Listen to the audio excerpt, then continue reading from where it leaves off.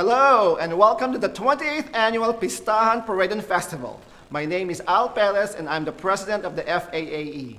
We are a non-profit, all-volunteer arts organization responsible for this and many other events throughout the year. With over 80,000 visitors to our in-person Pistahan each year, we are proud to be the largest celebration of Filipinos in the U.S. This year, we are excited once again to bring Pistahan to you digitally wherever you are, continuing to extend our celebration of Filipino community, culture, and cuisine across the world. Visit our website, pistahan.net, to stay up to date with everything Pistahan. Follow us on Facebook, Instagram, YouTube, Twitter, and TikTok at PistahanSF. Please stay connected with us. This weekend's festival is just the beginning of ongoing experiences we plan to deliver online and hopefully in person one day soon. A special shout out to those joining us on Kumu, the Pinoy live streaming super app that's taken off in the Philippines and the US. Thank you also to our premier sponsors, Dynamico Space, where we're streaming today, ABS-CBN, Philippine Consulate General in San Francisco, the Philippine Center, and big thanks to Fort McKinley Restaurant. I'd also like to thank my Pistahan family behind me, who have literally transformed themselves from live event all-stars to digital event experts over the last couple years. I'm so proud of what we have all been able to accomplish despite the many challenges.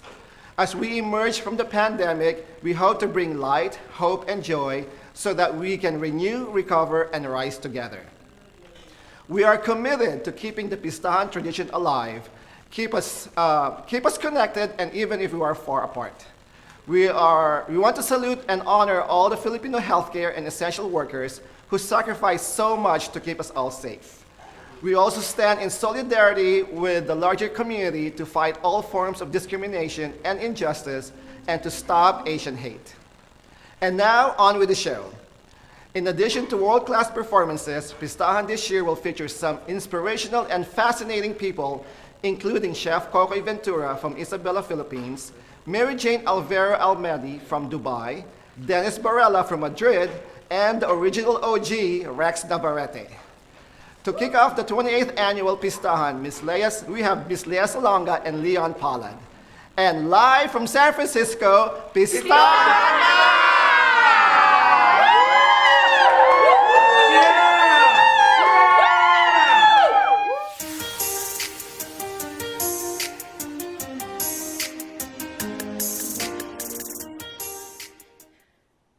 Bayang magiliw, perlas ng silanganan, alab ng puso, sa dibdib mo'y buhay.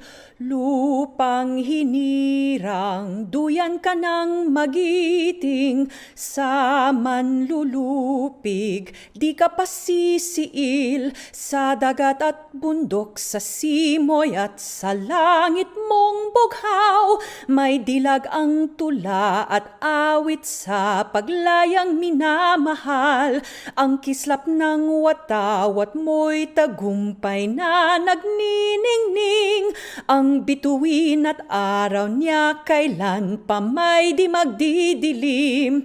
Lupa ng araw ng walhatit pagsinta, buhay ay langit sa piling mo.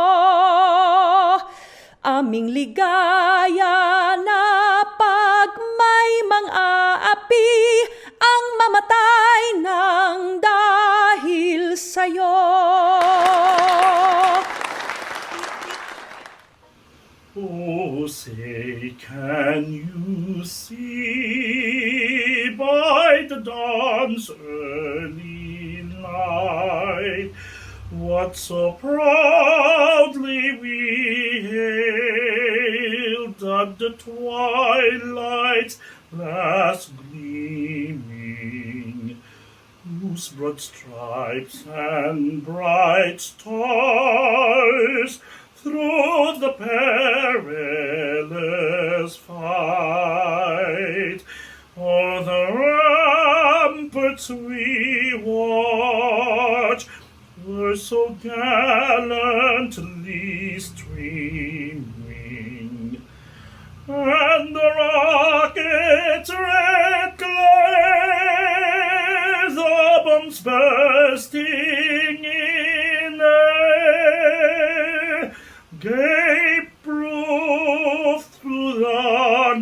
night that our flag was still there. Oh, say that star-spangled banner yet wave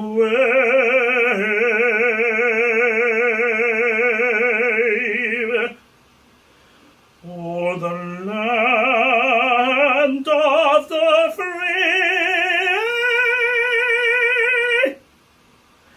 and the home of the brave.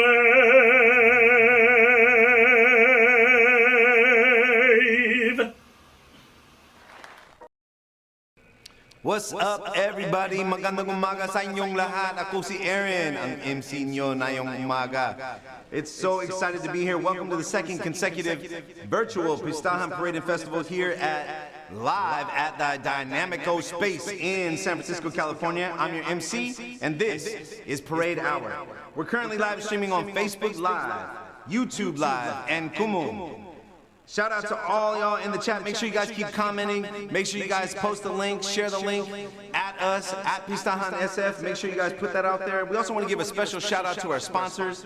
This Parade Hour has been brought to you by Ceremony Ford. Thank you so much, Ceremony Ford, for all your partnership through all the years. We love you at Ceremony Ford. Thank you for your support.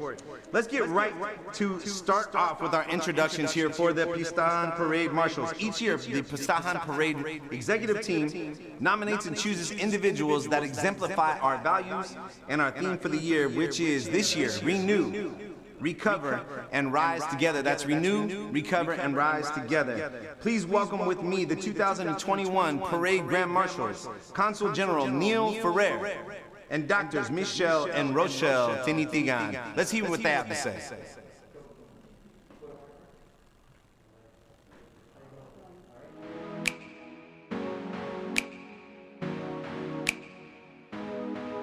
Magandang araw mga kababayan. I am Neil Ferrer, Consul General of the Philippines in San Francisco, and I am honored and grateful to serve as this year's Parade Community Grand Marshal. On behalf of the Philippine Consulate General in San Francisco, I am happy to welcome all of you to this virtual celebration of the 28th Annual Pistahan Parade and Festival. We are pleased to celebrate Pistahan and showcase our vibrant Philippine culture and heritage despite the challenges brought about by the pandemic. I wish to thank Mr. Al Perez, President of the Filipino American Arts Exposition, and the Pistahan Parade and Festival team and its core of dedicated volunteers for continuing the Pistahan tradition. Despite the challenges, this virtual celebration has enabled us to reach more Filipinos, not just in the San Francisco Bay Area, but also anywhere else in the world where there is internet. The theme of this year's Pistahan Festival is Renew, Recover, and Rise Together. It speaks of the resiliency of Filipinos in the face of many challenges. Based on estimates, there are over 12 million Filipinos living abroad. In our consular jurisdiction alone in the Pacific Northwest of the United States, there are over 1 million Filipinos. Many of them work in the front lines, helping save lives and enabling us to recover and rise together from the pandemic. Despite the ongoing challenges, Filipinos are thankful for many milestones this year. We commemorate the 500th anniversary of the Philippine part in the first circumnavigation of the world.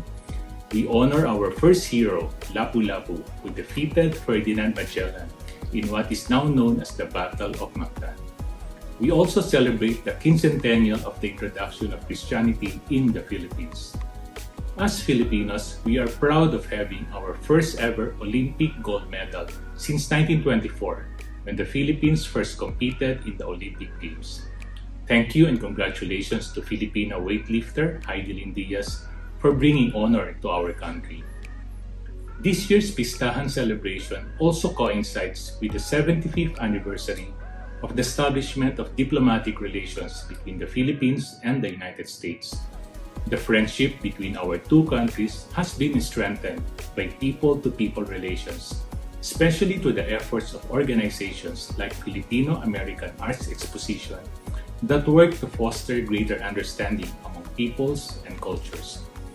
We are grateful for platforms like the Pistahan so that younger Filipino Americans and the rest of the Filipino diaspora can know more about and value what our Philippine culture and heritage brings. It is also our hope that a deeper understanding of different cultures would bring about a sense of inclusion and harmony among people.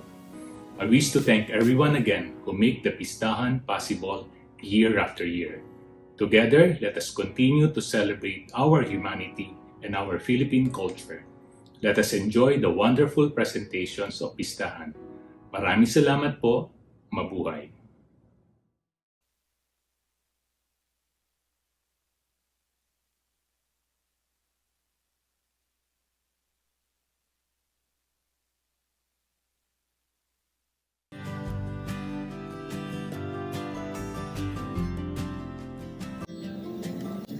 Hello, I'm Dr. Michelle Tinatigan.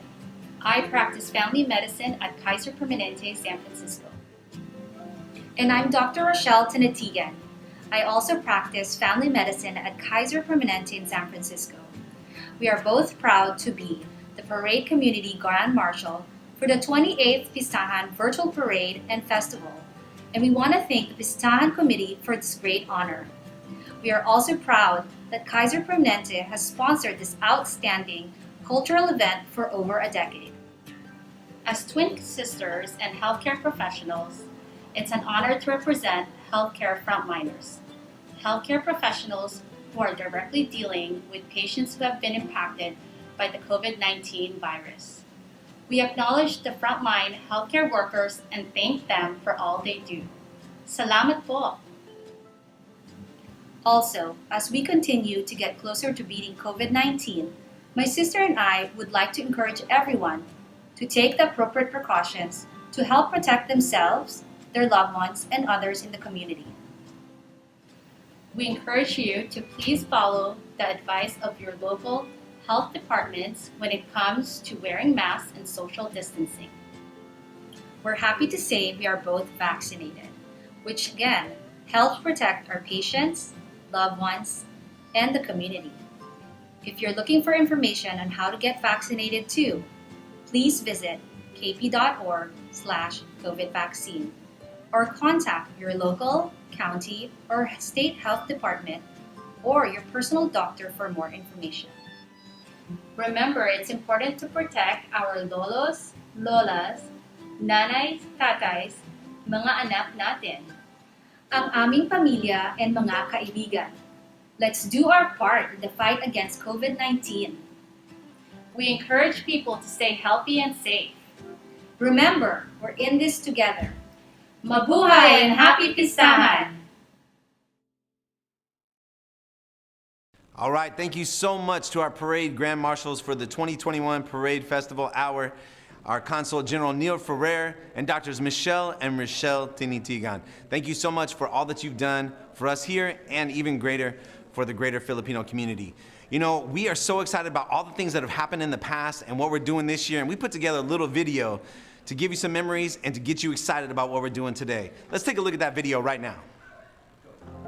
28 years. Though some years are tougher than others, we come from a line of legends that are unbelievably resilient. So we've adapted. We smile through the everyday challenges that life brings. We're motivated by our pride to show off the unique culture that makes us who we are. It's time to get to know the Filipino people. Our art, our creativity, our food, our dance, our heritage. Unity is strength. When there's teamwork and collaboration, wonderful things can be achieved.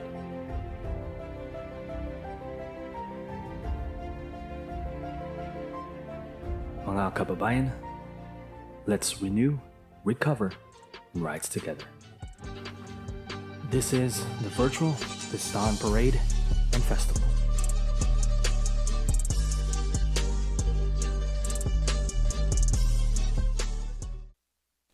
I'm super excited about what we have lined up for today and for the entire Pistahan weekend 2021. We are going to have a great time. We're just getting started. And to get us started right, I'm going to bring in the reigning, defending, 112 weight champion, volunteer coordinator on the planet, 11-year veteran, Mr. John Espiritu Santo Jose Mari Joseph. Where you at, John? Hey, what up, Aaron? What's up, dude? How you doing, man? Hey, man, thanks so much. Welcome in, man. What's up, everybody?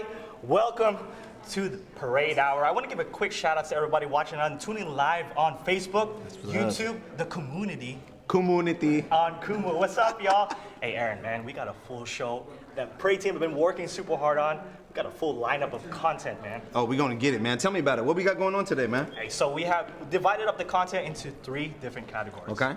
First category, we got a 3-episode mini docuseries called Behind the Banner. Okay. We got a second, we got a sit-down podcast called Kamayan Cuento. Okay. Hey, copyright M. Angeles, you can't use it. Uh-oh, at the M. Yeah, so it's Kamayan Cuentos, and we're bringing back the parade challenge called hashtag Pistahan's Parade Challenge. Oh, we're going to get that going. So we don't have a short, we have a full lineup of content, Aaron. We can't, let's just get right to it, dude. Man, I think, what we got coming up next? What's this first thing we're going to get started with? So this group has been supporting the parade ever since the beginning. Even Okay. before Al Perez was our president. Man. Before, Yes. pre-Al Perez? Pre-Al Perez. Wait, there was a pre-Al Perez you're trying to tell me about? There was a pre-Al Perez, and this group, Kariktan Dance Company, has been there supporting the parade since then. So let's take a look at the first episode of the mini docuseries called Behind the Banner, the Kariktan Dance Company. All right, here we go. Let's take a look at that video.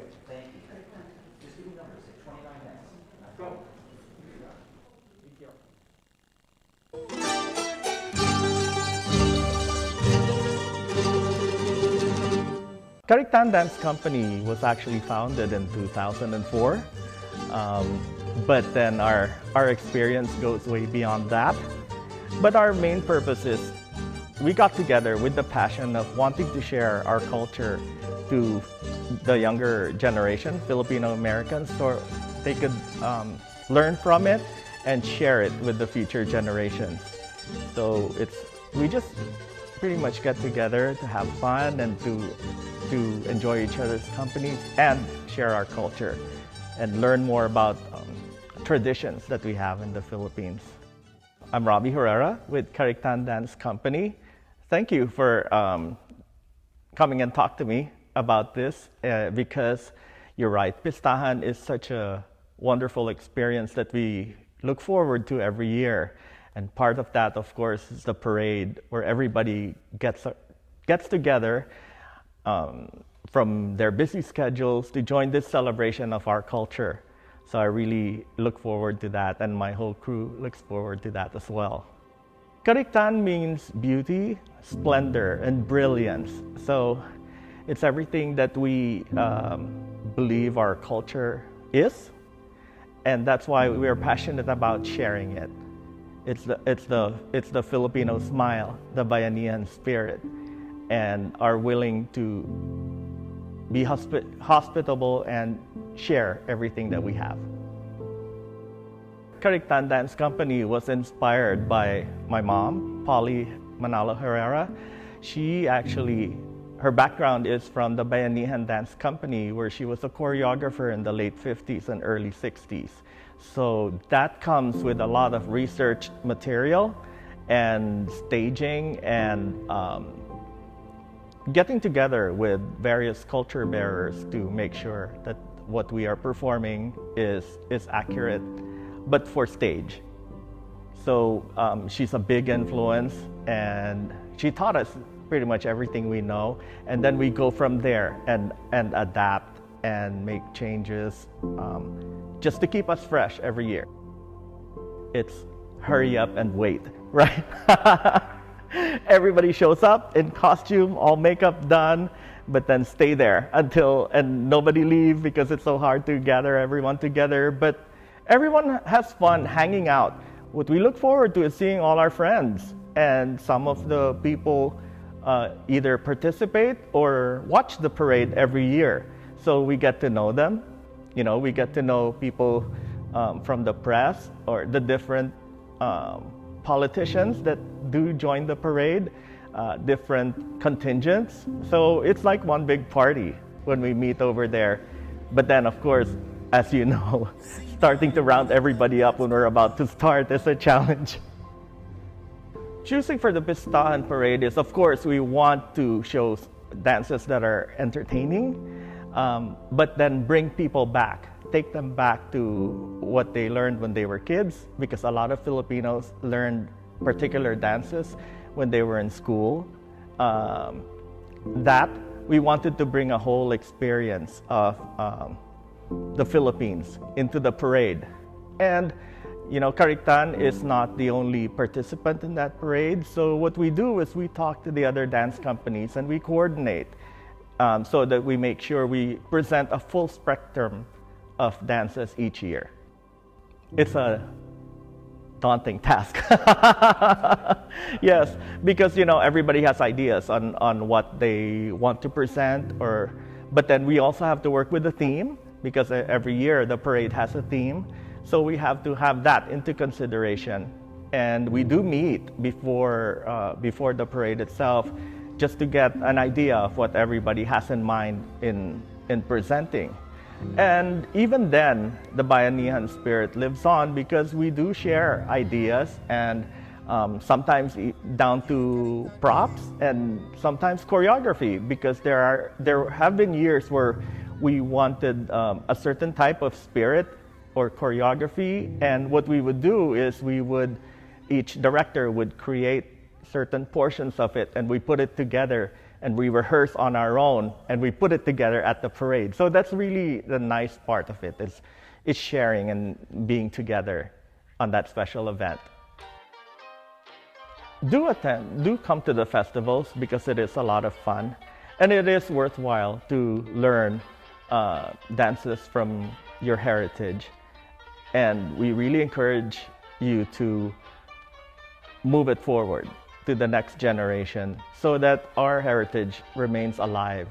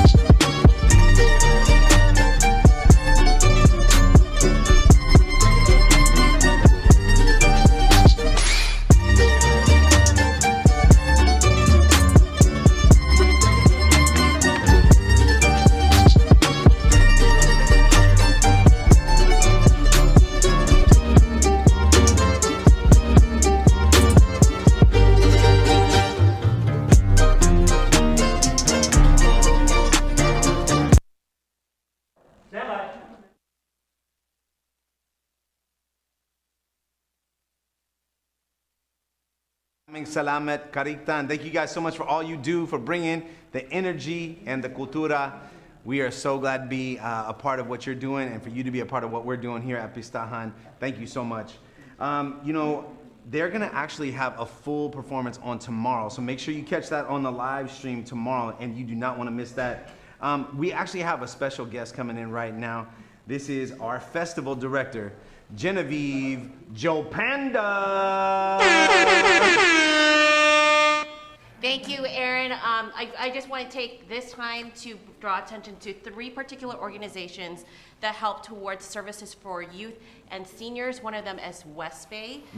They actually delivered services and home goods during the pandemic. And then we also have United Players, who provides violence prevention and youth development to the most vulnerable. And then FAAE enhances the sustainability of Filipino values and traditions. And so if you want to support these great, amazing organizations and their mission, please go to pistahan.net. If you go onto the website, you could actually do that now, open up a new tab. What or was go it? into What your was the website? Pistahan.net. And you go to Pistahan.net. the top right corner, there's a gold button called Donate. Click that and support those 3 amazing organizations today. Thank you, Aaron. There you go. Thank you so much, Jen.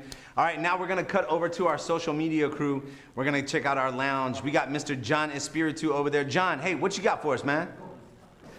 Thanks, Aaron. Aaron Horner, y'all, the voice of the Pistahan parade. And of course, Genevieve Jopanda, who took a chance on a volunteer like myself. And guess what? Parade director, y'all. So, hey, shoutouts muna tayo. Let's check out the social media lounge and check in with all y'all live streaming with us at Facebook, YouTube, and Kumu. Let's check in. What's up, social media lounge? How's everyone doing? Yeah, say hi, say hi. Kikani, I'm here with Kikani. What's the latest and greatest on social media, Kix? So we have a lot of shout outs to give out to people in our chats, so make sure that you stay commenting. Shout out to Mary Lou Pasqua, who's tuning in from SF. Placida Carmona, who's tuning in from Hayward. Ooh. Yvonne is excited to see the Grand Marshal for the parade. And a lot of people in our chat are saying how even though we don't have the real Pistahan this year at Yerba Buena Gardens, they're still excited to see it. Lovely, lovely, lovely. Hey, continue the shout outs on, keep commenting on the chat. Use hashtag PistahanSF and we'll check in with you later on in the show. Speaking of show, let's actually check out the next video, which is the second episode of the mini docuseries Behind the Banner. And it is including teachers and students practicing the Filipino martial arts. So let's take a look at the second episode. Behind the Banner is Escabo Daan.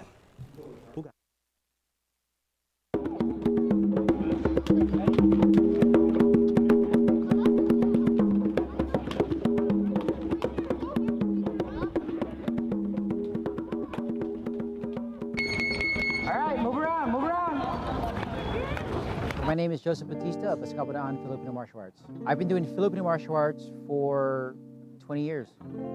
I grew up in the city of Richmond where there were only a handful of Filipinos, and those Filipinos, we all didn't speak Tagalog. We weren't really exposed to Filipino culture. So me growing up, everyone thought I was not Filipino, so I had no connection in being Filipino, no pride in being Filipino. I knew nothing about the history. So there's nothing for me to be proud about, to identify as Filipino. I wanted a way to connect and learn about my roots. And so my stepfather introduced me to Filipino martial arts. And it's through Filipino martial arts where I learned about our history, our culture. I got to meet some of the cultural bearers, a lot of the cultural bearers. So it really filled in that void. Yeah, so Escabo Daan was created by Grandmaster Robert Castro. So Escabo is an acronym for Eskrima, Serrada, Kali, Arnis, Boxing, and Jeet Kune Do. And Daan means the way. So we are a mix of a number of different styles of Filipino martial arts, as well as Jeet Kune Do. But what makes Filipino martial arts very unique is the fact that we specialize in the use of weapons. We have 2,000 plus years of constant warfare between each other, our own neighbors and islands, and other nations coming in to try to take us over. So our mentality is we use weapons from day one. Whereas most other arts, if they even do weapons, you have to be in there for a number of years to learn some of their weapons. But our Filipino martial arts is very versatile because everything we do with weapons is done empty-handed weapon and empty-hand, empty-hand. We kick, we punch, we bite, we have ground fighting. We literally do everything under the sun. There's a reason why military and law enforcement from around the world uses Filipino martial arts. It's because of its versatility. So we have classes specifically for 3-year-olds to about 6-year-olds, right? The really young ones, where we don't really show them the weapons yet, because we gotta build up their maturity, but we introduce them to defending against weapons, like how to evade and get away from those weapons. And we really work on our panantukan, which is our boxing, and our sikaran, which is our kicking. The next class after that would be our junior warriors, which is our 7 to 12-year-olds, where they do get weapons from day one. So they learn how to do everything weapon to weapon, empty-handed weapon, and empty-hand, empty-hand. We show them a little disarms, some locks, some takedowns. And when this pandemic is over, we will be doing our ground defense, which is called our Dumog, which is our version of Brazilian Jiu-Jitsu. And then we have the adults.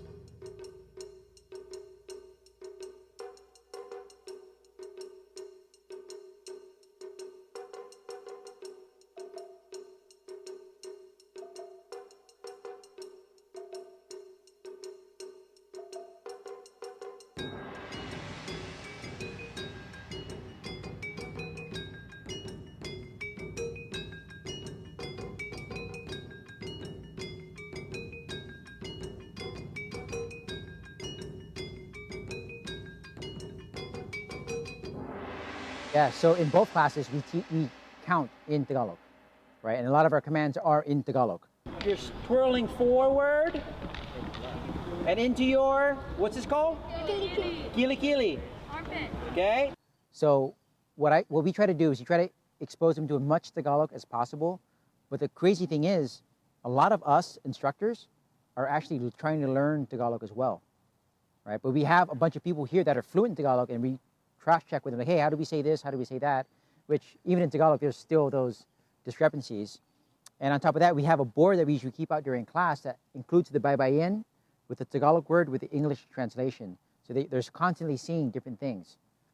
So we just try to expose as much as we can. And on special days, we will bring out certain artifacts and talk about the history that's historical to Filipino history. We've been a part of Pistahan for almost 12 years now, 11 or 12 years now. And the first time I heard it, didn't know what it was. You know, I grew up here in the Bay Area, didn't know what it was at all. And it's going to be celebrating its 28th year. So it wasn't until 11, 12 years ago until I heard about it. We were invited as a bunch of Filipino martial artists to show up and to showcase Filipino martial arts. So it was my first time at Yerba Buena Gardens, first time at the Pistahan, and I remember seeing a lot of firsts for me. And here, the very first thing I remember is actually hearing the Kulintans. I did not know what that sound was, right? And I was watching it, listening to it, and I absolutely loved it. And so from that was actually the start of me being introduced to cultural bearers and being introduced to the history and culture of our people. With the parade specifically, yeah. So our first time in the parade, I want to say it was 10 years ago. And that was our first parade ever in a parade, period. And to be there at City Hall, to see everyone, you know, practicing the routine and to see the dancers and see everyone representing, it really had a sense of pride there that I had never really experienced anywhere else. Because prior to the Pistahan, I'd only been to small little gatherings. And to see such a large number of people there in even indigenous clothing, right? It's like, wow, you know, there are a lot of people that are proud to be Filipino, and I can see why they're proud, why they're happy, and it only makes sense to help showcase it. For me personally, some of the most hidden treasures that can expose you to all of our cultures, histories, traditions, and hidden gems. Because me personally, growing up, didn't know much, but because of Filipino martial arts, I got to learn about the baybayin, tattoos, cooking, the dancing, history, you know. So to me, personally, Filipino martial arts is a great way to do it. But in knowing all the cultural bearers, I know that if someone has a question about any aspect of our history, since we all know each other, they will refer people to each other. Like someone comes here, they're asking me about dance history, I know who to send them to, or tattoos, or baybayin. But I think, yeah, joining a Filipino organization as a whole, is a great way to start and get as much exposure to as many organizations as possible. A festival like Pistahan is a great way to do it because you can see everyone there. If you want to join Escabo, either you can do a search for Filipino martial arts in the Bay Area, we will show up, or you can look at our name, Escabo Daan, just do a Google search for that, and you'll see our website, you'll see us on social media. Just reach out and we will be in contact.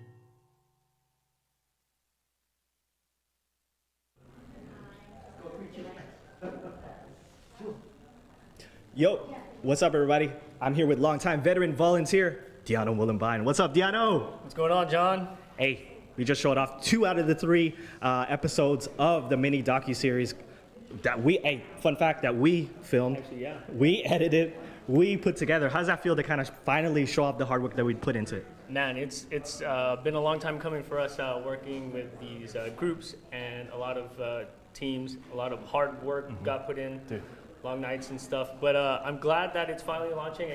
We get to share it with everyone here, online, live, obviously, and yeah. Let me ask you a very, very important question, Diano. Kumain ka na ba? No. You haven't eaten yet. Well, guess what? It doesn't matter because the food's coming. Whether you answered yes or no to that question, food is coming because food is what brings us together. And this next video really started off super small. Diano, remember we were talking about it was just going to be 2 cameras. We were just going to borrow somebody's dining room table and just reminisce about Pistahan. Yeah. But because of the mastery of the production team, that includes Raymond behind the camera over here, Eugene, Gary, M, we were able to elevate this video to the next level. We even partnered up with the authentic Kapampangan food at Isa Restaurant in San Bruno. Shout outs to the owners, Del, Chef Melvin, and Angel Pare for collaborating with us.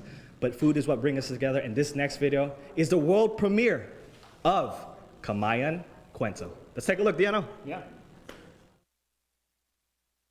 This is copyrighted by you. I want you to know that. I want everybody to know I didn't take this title. We were brainstorming, and you suggested it, so.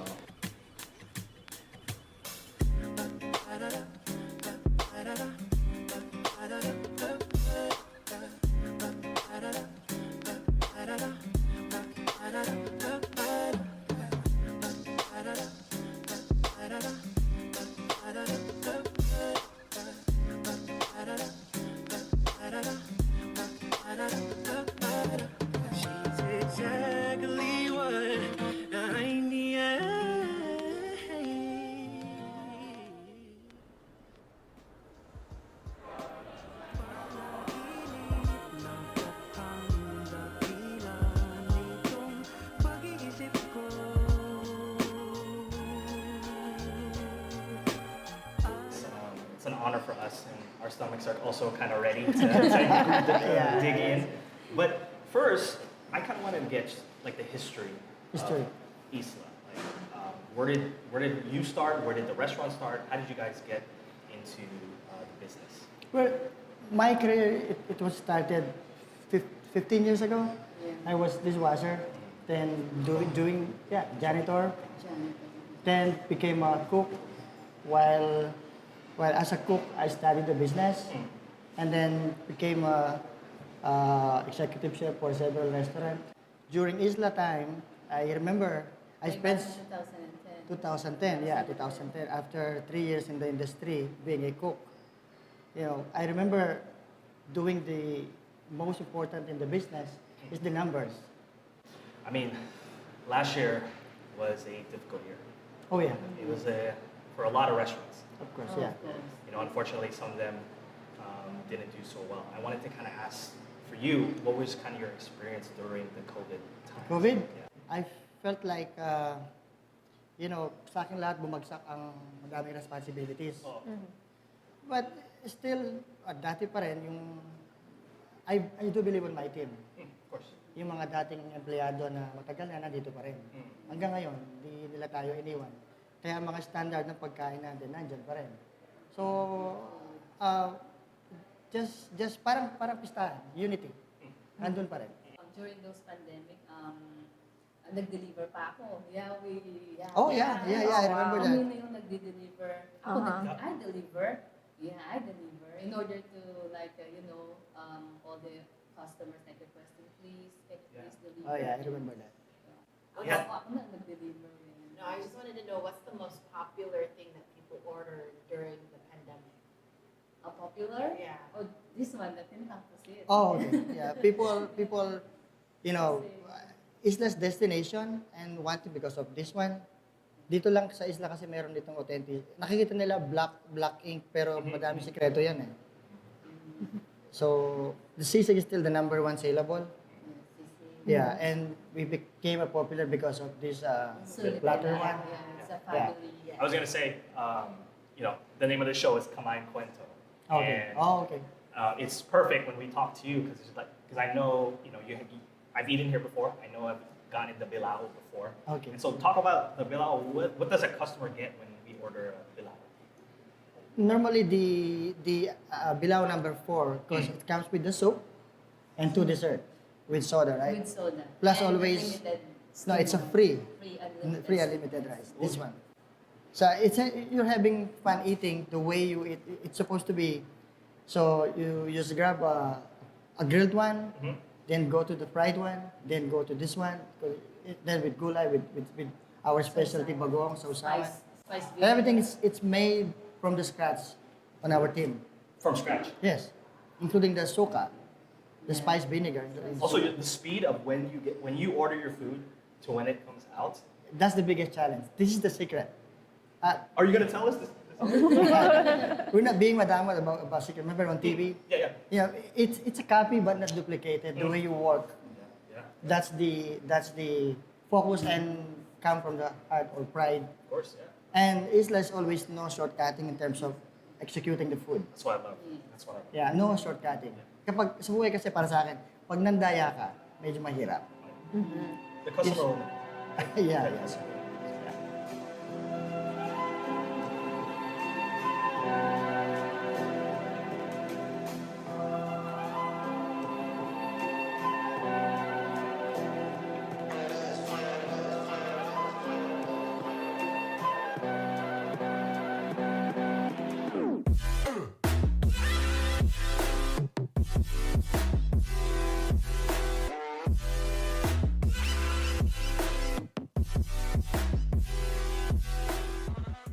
And also enjoy other, each other's company, catch up. I haven't seen all you guys in a very long time. Yeah. Yes. I'm so happy to see you guys. But that's what Pistahan does. It's a reunion. It brings people together. No, it's true. Make sure It's to get true. It does bring people together. But No, I totally agree. So, But Pistahan is not stress-free. oh, There is challenges to volunteering at Pistahan. I mean, this is what it is. We are taking time out of our 9 to 5 to do an event as big as Pistahan, a parade, a festival, and I guess what I want to know, I never really sat down and talked to you guys, like what is pushing you guys to take that time to spend hours out of your day, your 9 to 5 job, to do and volunteer for Pistahan? Yeah, it is a lot of work. Doing a parade that you wake up at 6 a.m., maybe even not even sleep for. But what I enjoyed was spending time with the team, and then, the blood, sweat, and tears that we put into it, and then just seeing the parade come together and see all the contingents coming down and the colorfulness and the excitement and how everyone's drawn to the parade and it draws everyone to Yerba Buena, like that. My favorite part is because I get to be at the end of the parade in the beginning and just seeing a whole bunch of people on the parade with the mango blossoms just coming towards you. I'm like, man, we did it. Another year in the books. We did it. Yeah, no, how is that 5 a.m. in the morning? It's tough, man. Like when you plan the parade, right, for months on end, and then you get down to that one day and like see all the parade, get the parades all in one place, all the contingents, and then walk down market for like an hour or 2 hours, right? It's the most accomplishing like feeling and like most proud moment, the moment that you see it all together. Why do you do that though? What pushes you to wake up at 5 a.m. Other Like- than me texting you and be like, hey man, You gonna be there? You know, the funny thing is that you don't sleep the night before. You don't sleep the night before. You're just there. Like you are in it. But I think what drives me the most is seeing the people come together, right? And I think with anything else, it's like John knows this, but I've been with Pistahan for what, like 9-10 years, right? And again, like what drives me are the people that bring me there, right? And at first, my curiosity about Filipino like heritage and culture brought me to it first, and then I realized it's like this is actually like a really fun way to celebrate your culture. Like we get to be loud at City Hall, parade down, show everyone our culture, what we're about, right? And then celebrate it for 2 days at Yerba Buena. Like that doesn't, I don't know, to me that was just the most satisfying thing. and Mocha, I mean, you guys can kind of talk about the strength of your teamwork and trusting your team to kind of execute in a way where you have to kind of trust your team to execute so that it runs a smooth show. no, it is. I mean, there is no entertainment team without my team. It's just not me. That's why, there's no, that as cliches, there's no I in team. But I rely on each and every one of those people, if anything, an extension, you, Diano, as security, my grips, Jay and Bryle, they turn into security as well too.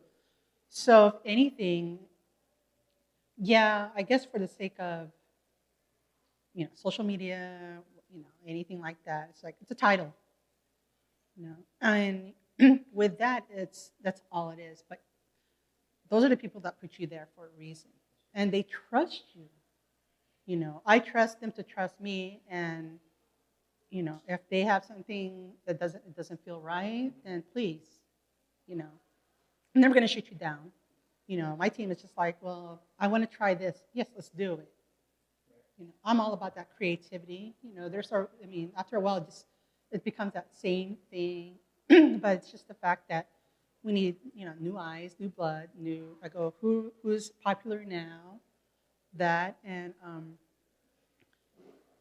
if anything, when you were saying, evolving as far as like technology, Pistahan evolved people from when they came in, scared, volunteers and everything. Now that you're parade director, you are entertainment director or security. But it's just the fact that we're there to grow. We're there to grow, we're there to promote. And what perfect vehicle, but our culture, if anything, because it's changing ever so fast. And if anything, there are certain things that get lost within the shuffle. So yeah, it's evolved. It's my team. Entertainment is a team. It's not Eugene. It's my team. Mocha, I know you're known as the ninja on this stuff, and that's because you get things done. Yeah. Jen can rely on you to kind of be like, hey, can you handle this fire that's happening in the festival side? So talk a little bit about that. So a lot with I'm talking about, it's a team effort. You can't burn yourself out. You have, people within arm's reach for a reason. And being also part of the Ninja Squad, which Jen recruited me on, we all literally grew up together these past years. And we got to experience the whole no sleep, team no sleep, waking up early, staying up late, being at the festival grounds while you guys are at the parade grounds, or running to the parade grounds to get, I don't know, just running back and forth. And that's like from Yerba Buena to Civic Center, or like Civic Center or Yerba Buena. And you can't do that by yourself. Right. You need a solid squad to always be there with you. Because the moment you burn out, it's like, you're supposed to be the one putting out fires. You're not supposed to be on fire. Cheers. Here's to another Pistahan. Absolutely. And here's to more. Here's to more. Let's do it, guys. Keep going. Cheers. Back to you, Eugene. And cut.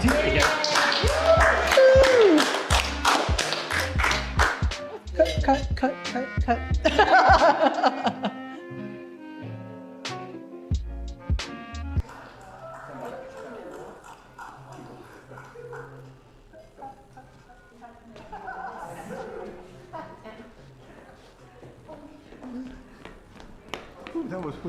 What's up, Jedi face? What's up, Aaron? Obi-Wan Kenobi? What's happening right now, bro? Hey, the force is strong with this costume. I can tell. I guess the force must be strong with this next segment. Like, what are we doing, this man? This next video is strong with the force, right? Hey, I spent $65 on it. $65? $65. You know how many pesos that is, bro? But you know what? You know what, Aaron? This does not compare to the time and effort this next group put into the costumes. You've seen it. When they walk down in the parade, I'll bring some. Stormtroopers, you see Lord Vader. Afterward, I'm gonna it's just unbelievable to kind of see have some costumes straight out of the movie. So let's take a look at the third and final episode of this year's mini docuseries, Behind the Banner, the Golden Gate Garrison, 501st Legion.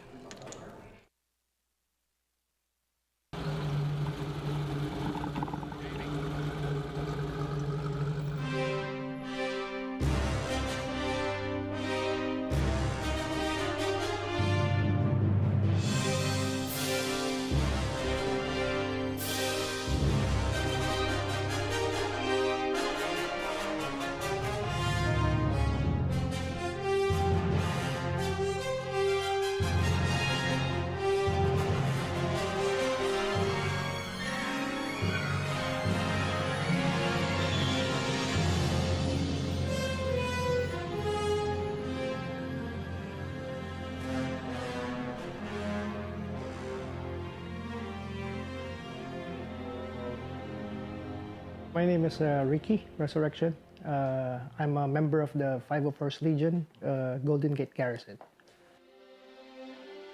I've been a member of the 501st since 2016. I guess the love of Star Wars started with, obviously, the movies. It's an awesome set of movies that George Lucas gave us. It's a gift to all of us. But I think the magic of Star Wars was, after seeing the movies when you were a kid, you have some merchandise that you can relive your Star Wars experience. In my case, it was I had a lot of bubblegum cards. I read a lot of materials, magazines about the movie, and this was prior to experiencing the movie in VHS and whatnot. So and toys, playing toys with action figures with your friends.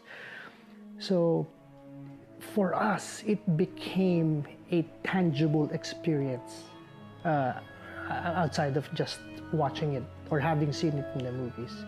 So I guess that's the power of Star Wars. A good story, and you get to relive the story, or you get to invent stories.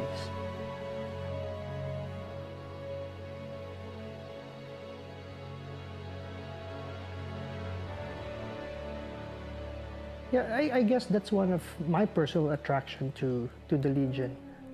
Aside from being with like-minded Star Wars geeks whose passion is constructing screen-accurate costumes, a huge part of the allure for me is the opportunity, or giving the opportunity to give back to the community, giving smiles, hopefully giving hope for those who have less, through the power of the imagery that we have, and giving life to that motto of bad guys doing good.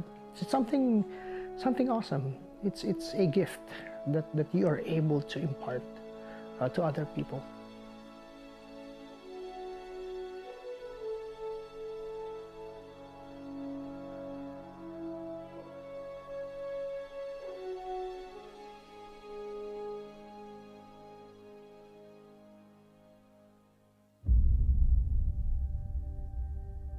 Five of us were Pinoys, and one is non-Filipino. It was quite an experience, because I think we were 5 stormtroopers then, and one AT-AT driver. And to be a Filipino-American stormtrooper, to support a Filipino event, a parade that happens on Market Street in San Francisco, it doesn't get any cooler than that, man. So it was one of my highlights of 2016 as a member of 501st Legion. One of the things that I look forward to whenever I am in the parade is whenever I'm given the opportunity to march holding the Philippine flag. That's one. And one of the more personal memories that I have with joining the Pistahan parade is having to share it with my 2 sons. And we call them cadets, and they also wear Star Wars costumes.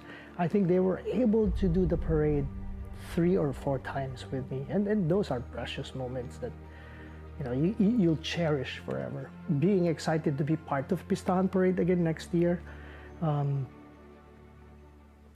it's an exciting thought, only because we get to continue the 501st mission of, while being geeks, we are able to give back to the community, and it's one of the communities that we truly enjoy supporting through our costumes and our passion.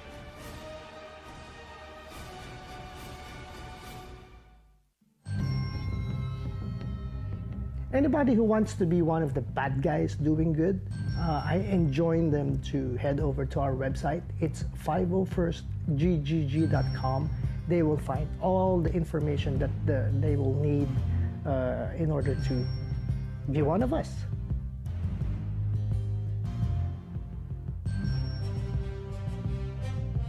And in behalf of the Golden Gate Garrison, we would like to thank your organization for embracing us and making us one of the community and living up to the ideals of the Pistahan organization. Thank you very much. All right. Thank you, Ricky.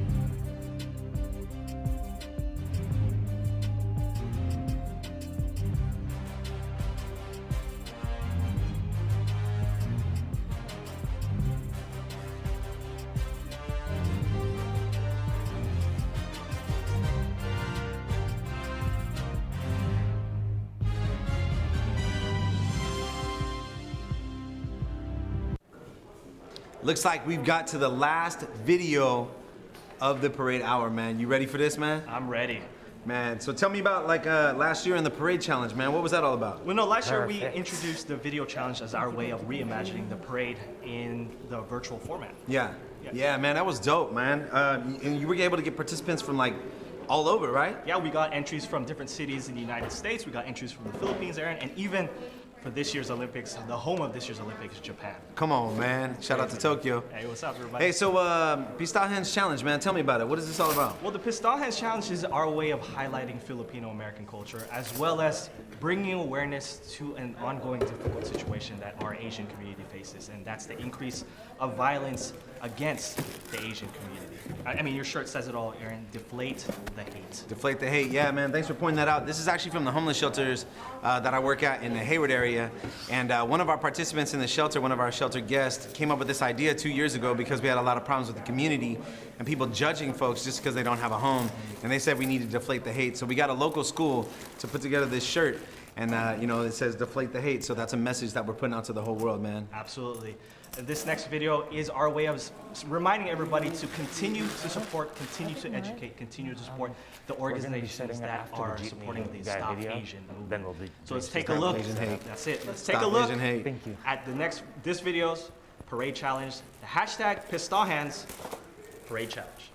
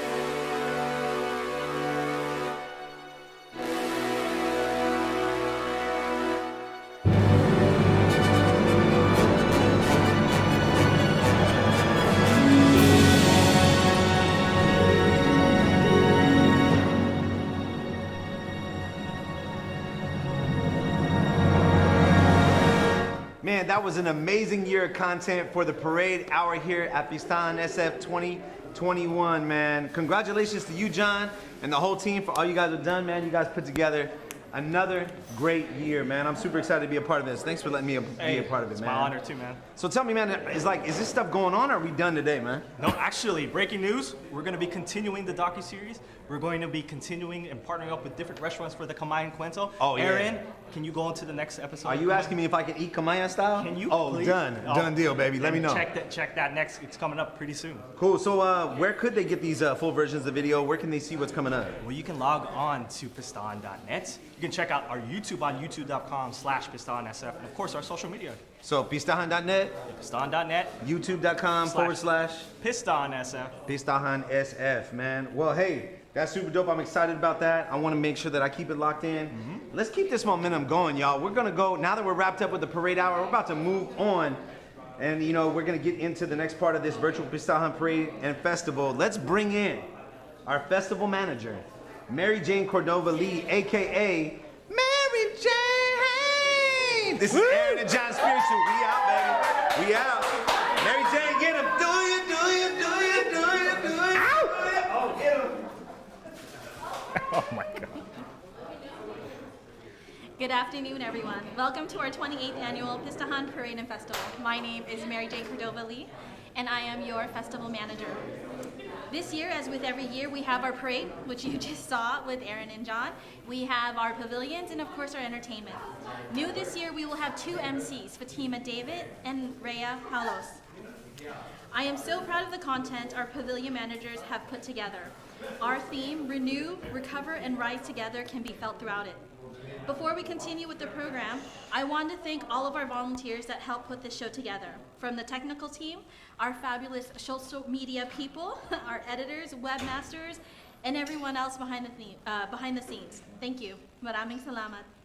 As volunteers, we're doing this for the love of our community and the pride we have of the talent and knowledge of our people. We are ecstatic that we are able to share this with the world. Being virtual, it's possible. In addition to our volunteers, we also have our wonderful sponsors. One of our sponsors we like to thank is We. To tell you more about them, we have Reya, one of our MCs. Thanks, MJ. We is a grocery and food delivery company that focuses on serving to the Filipino and Asian markets. New users can get $20 off of their first purchase if they use the code WePistahan. We is with 3 E's.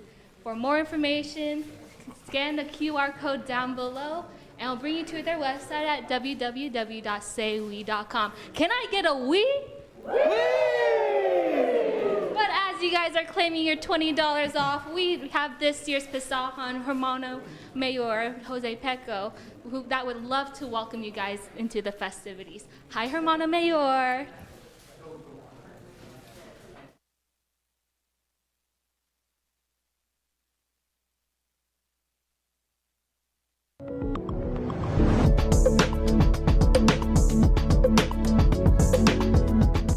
Bye-bye! Ladies and gentlemen, boys and girls, my Lolo!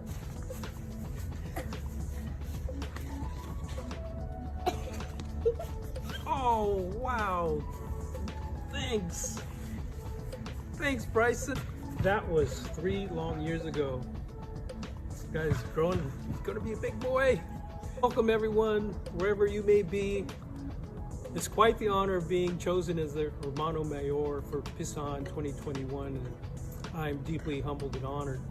Congratulations to FAAE and Pistahan for celebrating 28 years.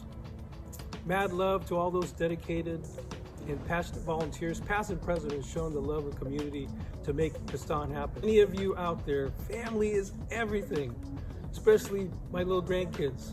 They inspire me to make our community a better one. Pistahan's theme to renew, recover, and rise together can only happen when all of us do our part. But over the next several days, as we celebrate our Filipino-ness and this incredible event, one centered around our love of family, there is no doubt we will renew, recover, and rise together. Stay safe, stay healthy, stay strong. Maraming salamat. Pistahan na!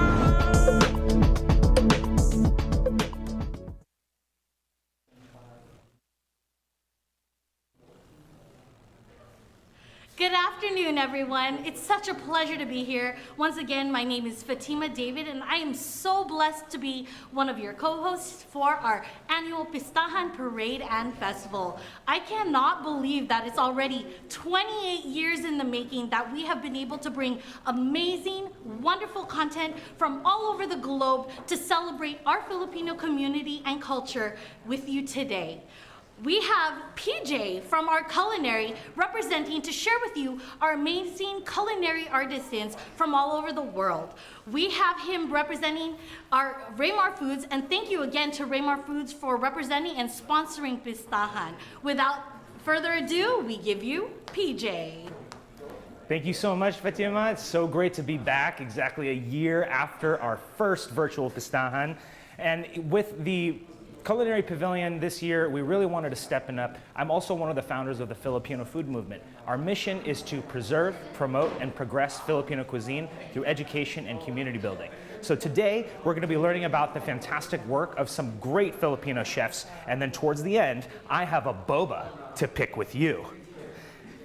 Let's start with one of my friends, Chef Cocoy Ventura, who's going to explore some of the cooking in Isabela.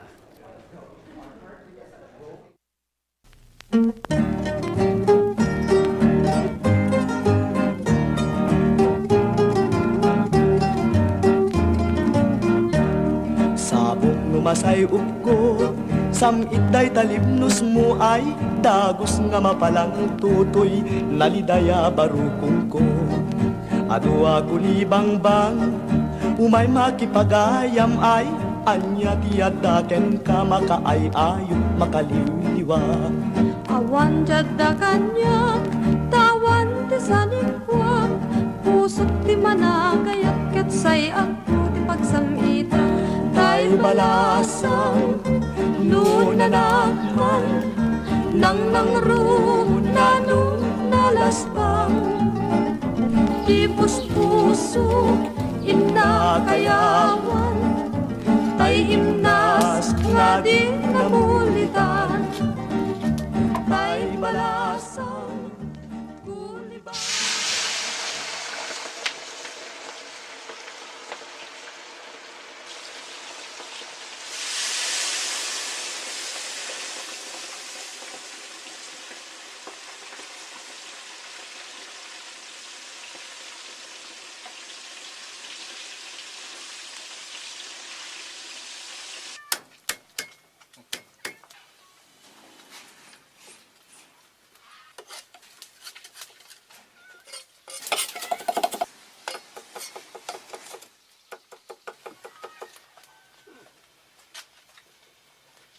CD ba doon?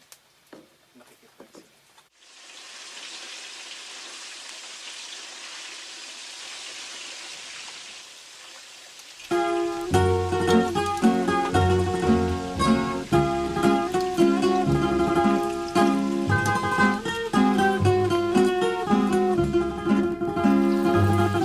Nagsabong kenayat ay pa'y tuigasa. Sabong ken iliw da tuog ken riga, awan laing mauray ko nga kaasing kanya, nudi laing kalang mabuya. Nanipod pa'y idisikan tipimanaw, inil bilang puti pesyati inaldaw. Sanga pulo ket taluti, mabilang iti mayo, simampet kabiag kungem siyak linipat mo. Ala, bigbigen na kusyak metladay di. Ka, inay-ayat siya dumakasi. Agsangsangit, day ti pusok no, malaglagip ko dagiti, day di ayan-ayan ngayon kapinerdi.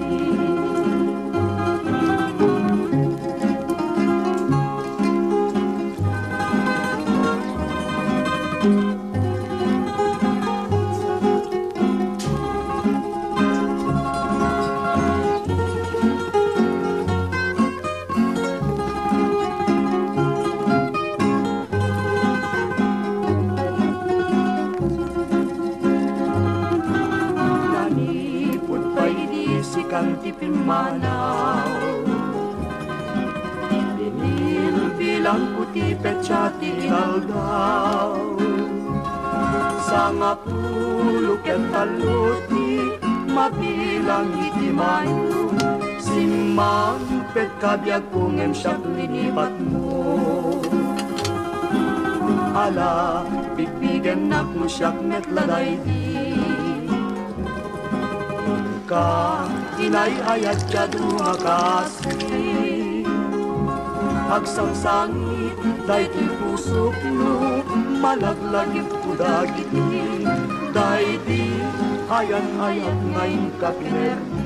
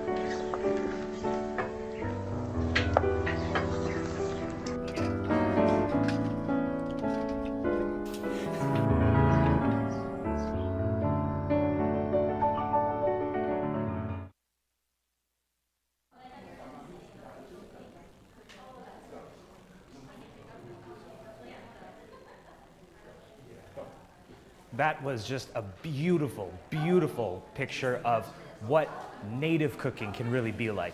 And did you notice that he was on that wooden stove? That puts my outdoor kitchen to shame.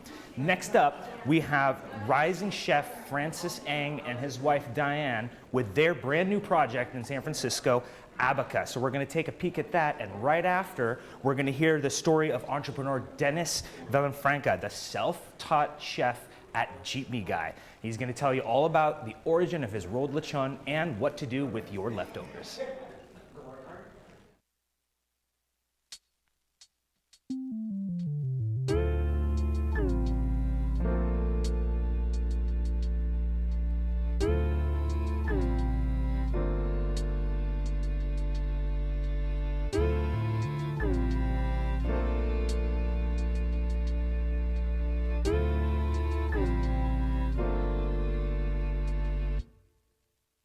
Hi, my name is Francis. Hi, my name is Diane, and we are at our new restaurant, Abaca. We are located inside Kimte Alton at Fisherman's Wharf in San Francisco. It's been a long time coming. Pinoy Heritage has been popping up as a restaurant the past 6-7 years. We are at our hometown, my hometown, Borongan, Eastern Samar in the Philippines, when we experienced Typhoon Haiyan firsthand. We came back here did a full-on fundraiser through the 5th floor while we were working together. First time doing a all Filipino menu, and it was so well received that here we are today. Also here at Abaca, we have a panaderia open 7 days a week. We're gonna showcase a very unique pastry case. One of my favorite is the laminated ensaymada. We layer it with butter, fill it with ube, makapuno, or for savory, truffle cheese and smoked gouda. We also have an amazing coffee program. Our roaster is Mr. Espresso, and their roaster is a Filipino guy who's been doing it for over 30 years. We are very excited to welcome you to our home, Abaca.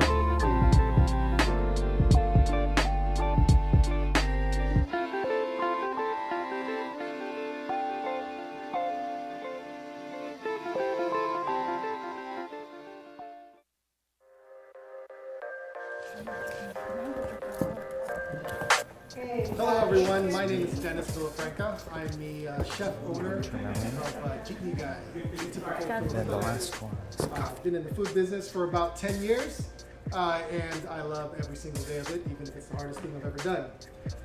One of the dishes that I'm kind of known for here in the Bay Area is our pork belly lechon, which is something that I never really started doing in the beginning of Jeepney Guy. Never thought I would be making it, or as much of it as I have made it. But the process of kind of discovering how to make the perfect lechon in the early years really kind of eluded me, and I spent literally years and hundreds of pieces of pork trying to figure that out.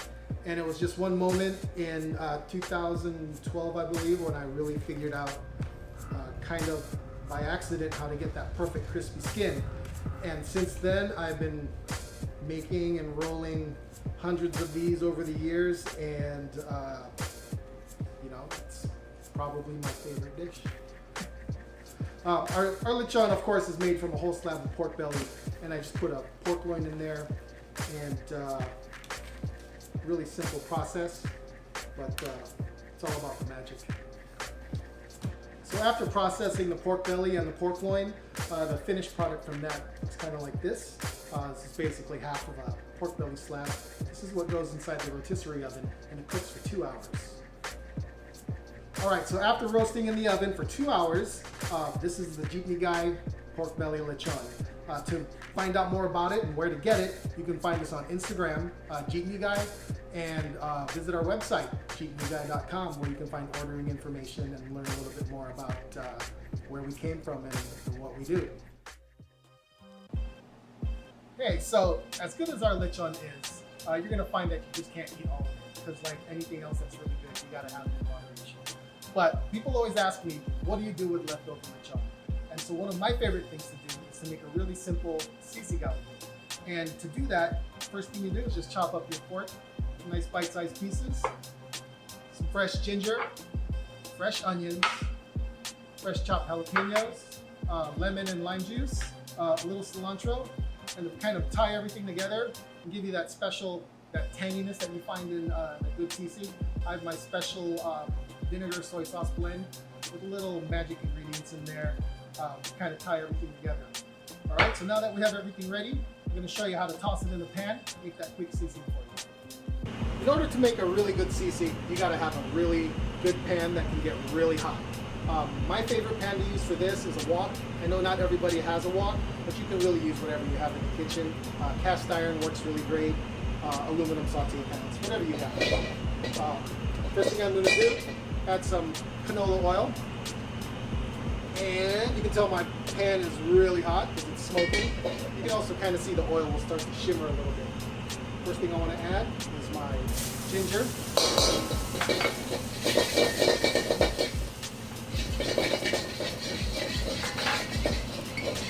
I'm going to throw in about half of my fresh onions. I'm going to save the other half for later to kind of finish off the dish. I'm going to put in about half of my jalapenos.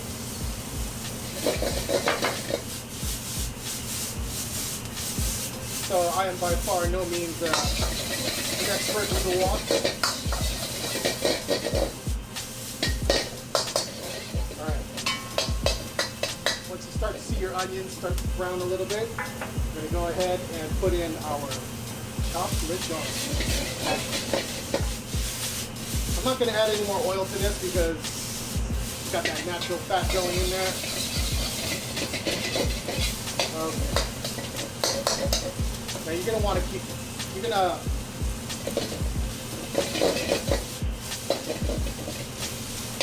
people have a tendency to just want to keep tossing the pan, but every once in a while you just kind of want to let it sit. Really let the pork take on some color. Get a good crust on there. Don't let it sit too long.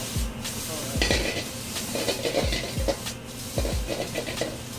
Okay, while that's sitting there right there, I'm going to go ahead and chop up some cilantro real quick.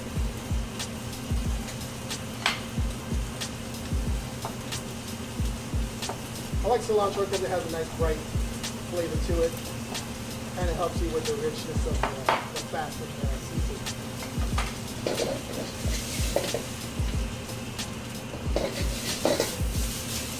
Okay, starting to look really good. So now at this point, I'm going to take some of that magic sauce we talked about earlier. There you go.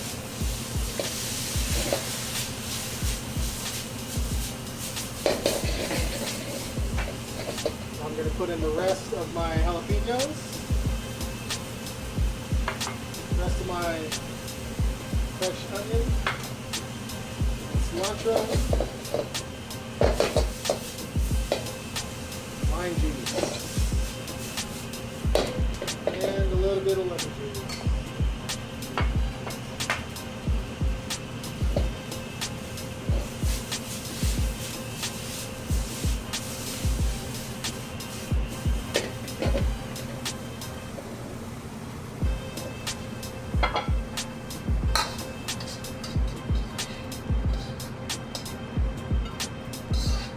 There you go. Quick pork lechon sisig.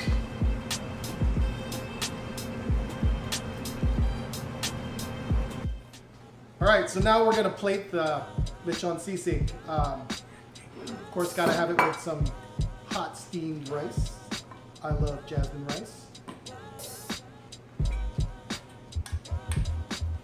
There's sisig. And then to go with this, I want to do a little tomato enchilada, just like my mom used to make. And with that, I just have some fresh grape tomatoes that I cut in half. I like grape tomatoes because they're nice and sweet and juicy. I have fresh chopped cilantro, fresh chopped onions, a little black pepper, and of course, the magic sauce with this dish is patis, or fish sauce. Some generous amounts of fish sauce on there.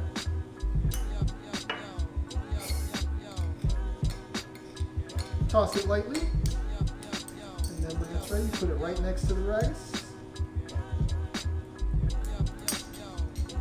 And then to finish off the dish, I'm going to use what every Filipino kitchen should have, and that's some chicharron pork rinds.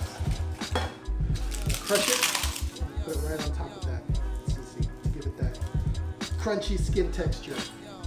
All right, and then of course with any Filipino dish, you got to eat it with a fork and spoon. And there you go. Quick lechon sisig with fresh tomatoes. And before we go, I want to leave you with this to remember me by.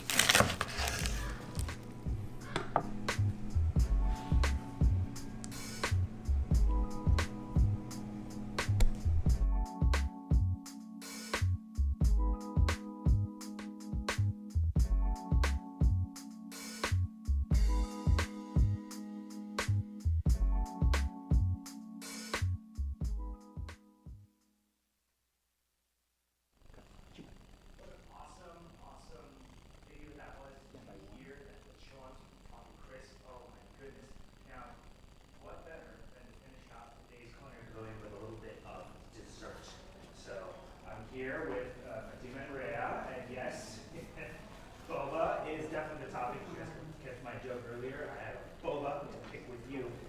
What we did here is we noticed that Magnolia ice cream was being served in a lot of different ways. People were adding boba, so we said, let's try and freeze it up. But it turns out, if you freeze tapioca pearls, they become like rocks. So we figured it out, and we've got some of our most popular flavors, plus some new flavors. So starting over here, we've got our popular ube ice cream with boba, mango ice cream with boba, winter melon ice cream with boba, honeydew with boba, coffee with boba, jasmine milk tea with boba, brown sugar with boba for you Tiger fans, and green tea with boba if you're looking for those antioxidants in your desserts. Now, I would like you to taste some of this and tell me what you think. Did Oh we my nail gosh, it? let's do it. You know, I have to tell you, boba is like my favorite thing in the entire world. So much so, I think I spent more money on DoorDash and Grubhub alone just on boba. So ice cream and boba is like the perfect combo. Did you know that? What are two bobas when they get along? What do you think they are? Two bobas when they get along. Okay. No. Best teas. Best teas. Alright. Well, let me know what you think about these best teas. So we're just gonna go for it? You're just gonna go for it. Alright, what are you gonna try? I'm going to try the green tea. I'm gonna try it with my best tea here. I'm going to have...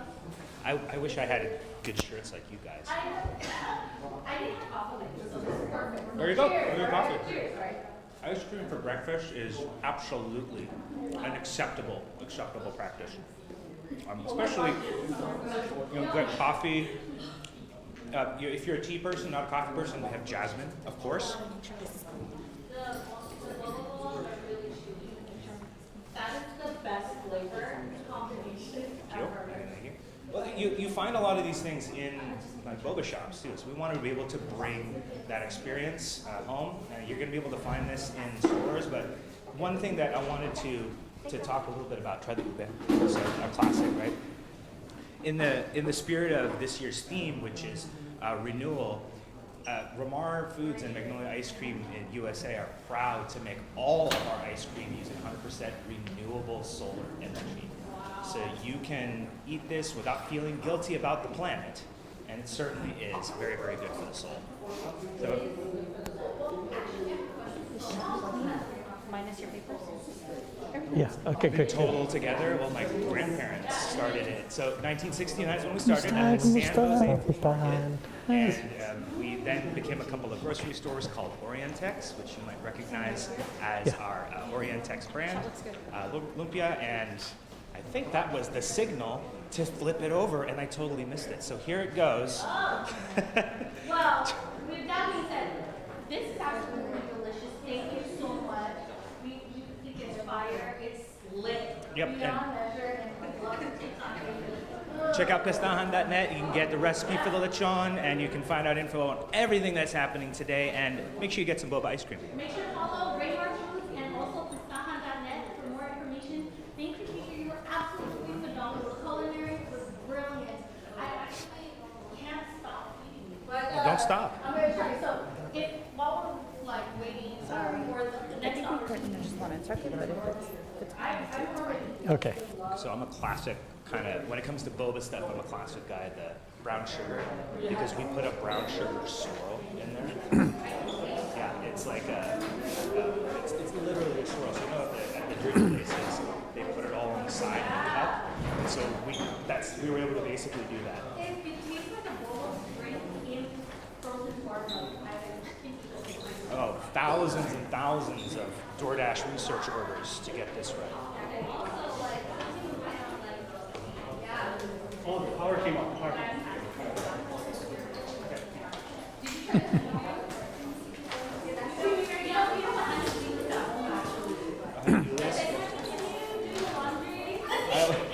I always say honeydew is the money melon. Oh, get money. Get money. I like that. All right, I'm about to try this.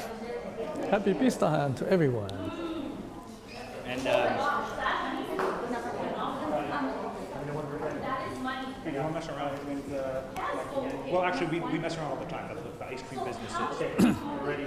Ready? Just let me know. We're ready. Is it you and your family that comes up with it? Do you have like a flavor team? We do have a flavor team. It's every single person that works at Lamar. Everybody does. Can you tell? I love it. All right. Well, thank you so much, PJ. Blessings to you. Congratulations to Remar Foods. We're about to go to another pavilion. Are y'all ready? Pistahan na. We're going to put our artisan hat and we're going to bring it over to Edwin Lozada, the project manager for the art pavilion. He is going to showcase so many beautiful artists from the Philippines and beyond to be able to showcase and share with you all over the globe how art affects and influences our Filipino community. With that being said, let's give it over to Edwin Lozada. Happy Pistahan to everyone. I'm Edwin Lozada from Philippine American Writers and Artists, and happy to be back at the Pistahan Art Pavilion.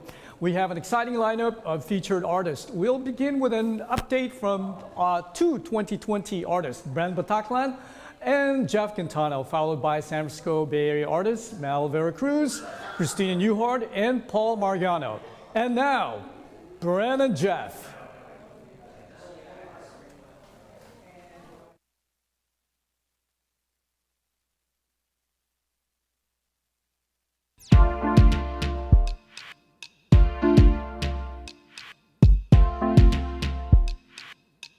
Welcome to Pistahan Art Pavilion 2021, featuring artists in the field of graphic design, painting, film, comic books, photography, and publishing. But first, we have updates from two of our 2020 featured artists. Brand Bataclan, known for his murals, almost 300 is done, and his Smiles project. As well, we have Jeff Quintano, our tattoo artist from last year. Welcome, Bryn. Welcome, Jeff. Kumusta? Hi po. Kumusta? Greetings from Boston. So first I'd like to say thank you to Power for publishing my book entitled Faye, a Traumatized Son's Graphic Memoir. So it's mostly a funny book about my super challenging mom. It also deals with mental health issues, for hoarding, my coming out process, and most importantly, it also deals with my family's immigration experience. So it's on second printing, and it's available across the country. And it's been on the bestsellers list of Pinay owned bookstore, Bel Canto Books, also here in my neighborhood, the Harvard Bookstore, and NPR, All Things Considered, even covered it. So lots of amazing things. That's fantastic, Brand, and congratulations. We're so happy on the success of your book. So tell us what's happening with your murals project and your Smiles project. Well, they've both been challenging because of the lockdown, but fortunately, I started to paint murals again. This spring, I painted 10 murals, mostly here in Massachusetts, but also in Illinois, New York, and Indiana. And I started to give away paintings again. So just a couple of days ago, they were given away in Maine, also in North Carolina, and in Vermont. So these are the things happening on my side. That's so fantastic, Brand. Congratulations on all your artistic endeavors and your sharing. And now let's go to Jeff Quintano. Hey, Jeff, tell us about your publication. Hi everyone, magandang araw sa inyong lahat. This is the Baybayin Workbook, panimula sa pagbasa at pagsulat ng baybayin, a primer on reading and writing baybayin. It is a workbook that consists coloring pages of some of my tattoo illustrations, worksheets, and vocabulary. It is also a bilingual book written in Tagalog and English. It is a guide in reading and writing baybayin that I dedicate to the tattoo industry and Filipino community. This is also a self-published book. You can get this at agyagi.com, and it is also now available at archipelago.com or Archipelago Bookstore and tattoo shops here in the States and other tattoo shops in the Philippines. So yeah, please check it out. And then you can also see my tattoo works at agyagi.com. Thank you, Pawa, for having me. That was great, Jeff. Congratulations, really. Congratulations. They're both books. If you want to find out more about the new publications and about Jeff and about Bren, visit the Art Pavilion website page, or you can also visit agyagi.com or faymemoir.com. Thank you for coming back to Pistahan to update us on your creative energies and works. And keep creating, keep working, and keep sharing. That's fantastic with the community. Salamat, Jeff. Salamat, Bren. Thank you, Kuya Edwin. Thank you, Pawa. Congrats, Pistahan. And again, visit Pistahan Art Pavilion to find out more about Bren and Jeff.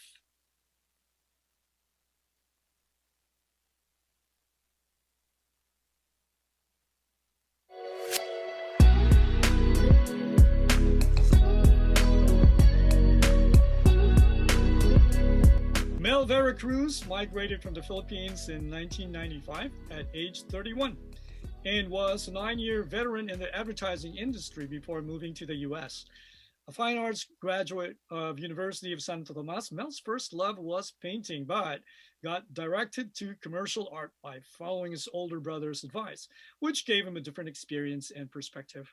He was drawing before he could write, so he continued doing his passion in between his duties at his day jobs and as a family man. Mel currently works as a graphic designer for the California Department of Transportation and does tattoos on the side at his home in Union City, California. Welcome, Mel. Kumusta na? Mabuti, Edwin. Thank you very much. And Mel, you said you were drawing before you could write. So tell us more about you as a young artist. Yeah, so my first love was drawing. So I've been drawing before I can write. And I took it until my college. So I took up fine arts. But it's all empty. So I remember my brother has a guest from France. And he told me that because I was painting a mural in our wall. Because I have a huge ego when I was young. So I was portraying everything in that wall. So, and here comes the French guy and told me, hey, do you know that artists in France have big responsibility? And I was offended. In my mind, I was saying, how dare you?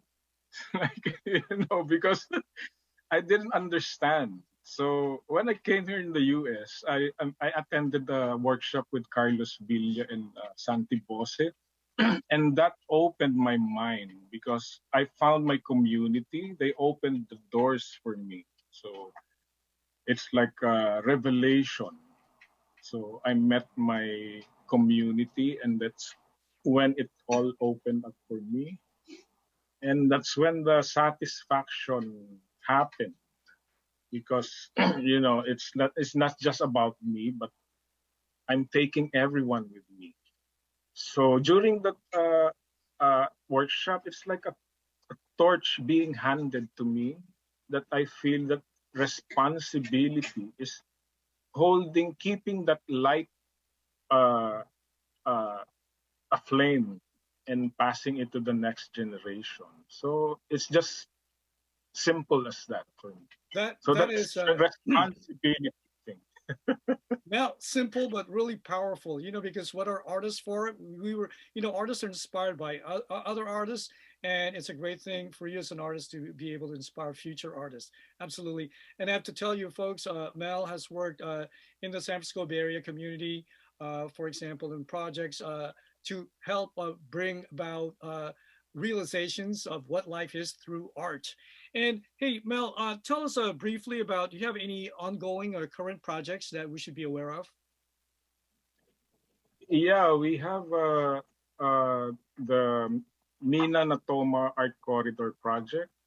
We will submit a design. So they're going to make the Mina Natoma pavement an art design. So that's fantastic. one.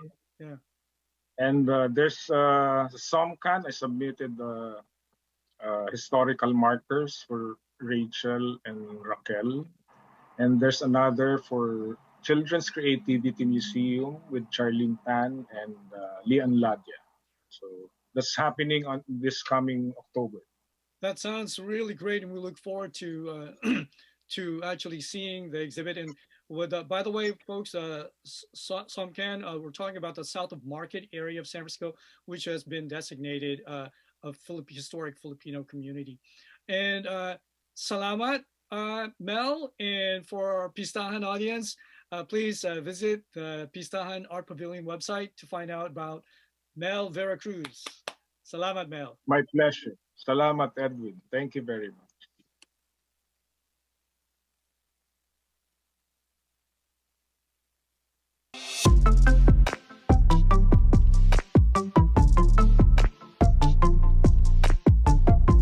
Christina Bohan Newhart is a designer, writer, and cat servant. A love for text, image, and story moved her to pursue a career in graphic design. And she now runs her own studio, Newhart Design. Her past clients have included Columbia University, NYU, Flickr Lab, Penguin Random House, and the Me Too movement. She's also the founder of Sari Sari Storybooks, which celebrates the magic and diversity of Filipino storytelling through publishing bilingual picture books. She hails from Manila, Florida, New York City, and Oakland, and is most at home in a city by the water. Welcome, Christina, to the Art Pavilion Pistahan 2021. Tell us a little bit about the genesis and concept of Sari Sari Storybooks and how you integrated your professional experience and training as a graphic designer into your press. Sure. So there's a lot of different factors that went into it, but I would say I was looking for a career shift. I had been coming back to the Philippines a lot and was just thinking of how I could connect my professional experience to supporting Filipino culture. And I was also thinking on language diversity in the Philippines and how that really shifts how people understand what being Filipino is about and the originality of our culture. And also how children's books, you not only can reach children, but you also reach their parents, their family, their teachers. So I thought creating these books would be a great way to just reinforce and help people understand that Filipino culture is diverse and it's rich. And we have a lot of amazing artists that I was really fortunate to work with. Absolutely. And again, I congratulate you for the creation of Sari Sari Storybooks because they're extremely unique. Tell us a little bit about your publications. Let's start with Mellow. Sure. So this first book, Mellow, is the Ivatan story that was co-authored with my collaborator and friend, Elisa Sarmiento Co. And it was illustrated by JP Portez, who is an Ivatan artist living in Mahatao. And it's a story, it's got a migration theme. It's about a little boy who travels to a magical city on the bottom of the ocean. And he overcomes his shyness to help the sea creatures rebuild their city. And then he chooses to come back home. Wow. And the next? So this is the crowd favorite because it has a vegetarian manananggal in it, or a tik-tik. This is Kalipay and the tiniest tik-tik. It's beautifully illustrated by Happy Garaje, a Cebu City-based design studio. So it's about friendship and about being different and how we create happiness by seeing ourselves in the other. In Cebuano. In Cebuano, yes. And I believe you have a Chabacano book. Yeah, that's right. Yeah, this one people are very emotional about when they see it, if they're from Zamboanga. So this is the story of a young Yakan weaver named Amina, and it's illustrated by Robbie Batista, who's a very talented and detailed artist. So she overcomes her homesickness for Basilan by learning how to weave, and she decides to weave Zamboanga City, which is her new home. Thank you. And I believe you also have a Waray children's book. So this is the Waray book. It's written by Voltaire Oizon, who's a poet and a writer and a language advocate for Waray, and illustrated by Ray Sunga. And it's the story of a handspan size boy named Sandangao and his journey to grow bigger. Only at the end of the story, he realizes after his long quest, he doesn't really need to grow bigger to do big things. And finally, tell us about number 5. So the 5th book in this series is going to be a Maranao story, Jalal in the Lake, and it's written by Hannah Usman And not to give too much away, but it's about a little boy who's learning to value his community and value the environment. Christina, those are really beautiful books. We look forward to actually seeing the 5th book in print. And thank you for sharing your project and your dreams and enriching everyone's lives, especially children's lives, and really showing the diversity, linguistic diversity and cultural diversity of the Philippines. Salamat. Muchas gracias. Salamat, Edwin. And really, Thanks, it's wonderful. Pistahan. And by the way, I hope we're going to see an Ilocano language book at some point as well. And for Pistahan audience, please visit the Pistahan 2021 Art Pavilion website to find out more about Christina and Sari Sari Storybooks. Again, salamat. Thank you, Christina, and good luck. And we look forward to your new publication. Thank you.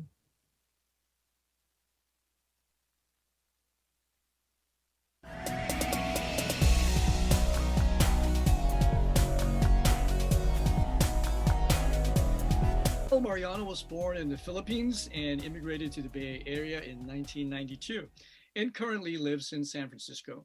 His work has been featured in publications, art exhibitions, and businesses throughout Asia and the Americas. He is also an active community photographer for many organizations in the San Francisco Bay Area. The majority of his work focuses in photography and photo documentary. Capturing the emotion and soul of the subject is a common element throughout his work. He is also a registered nurse serving the San Francisco community and in the front lines throughout the pandemic. Welcome, Paul, to Pistahan 2021 Art Pavilion. Hi, mabuhay. Kamusta kayong lahat? And first question, Paul, when did you first have your interest or love for photography? It started in high school. They were offering photography class and I signed up. Back then we were using film camera and the negatives in the dark room. So I learned the basics back then. And here we are, right? So yeah, it laid the foundation, yes. Exactly. And tell us about, you mentioned that you're a nurse. Tell us about that, working at San Francisco General Hospital during the pandemic. Yes, I've been working there for 20 years and we're the first line of defense for our community receiving COVID patients. And when I saw the patient suffering of the disease, it got really real, like this is happening. So wow, that's pretty powerful. And also during the pandemic, did you have any artistic explorations? Yeah, I started watercolor and oil painting, something I always wanted to do. So sounds exciting. I've always wanted to paint like Van Gogh. And you also mentioned previously to me that you have a book project. Tell us about that. Yeah, during the pandemic, I started photographing San Francisco on a specific time of day, the evening, wherein everything is illuminated and lovely. So I'm calling it Evening in San Francisco. So stay tuned. Yeah, we're going to hold you to that and looking forward to seeing that book.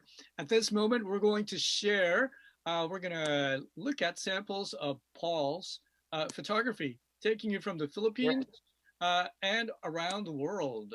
So here we go. I hope everyone likes this. We'll start with Mindanao, the Tiboli tribes, and their textiles and music. This is Davao. To the Visayan Islands, Boracay, and Iloilo and their World Heritage Sites.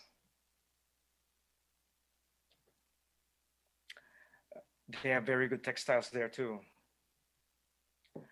Luzon Province, Cavite. We go up to Benguet. And Vigan in Ilocos Sur. A memorable time in Batanes Islands, meeting all this lovely community. She's a farm worker right there.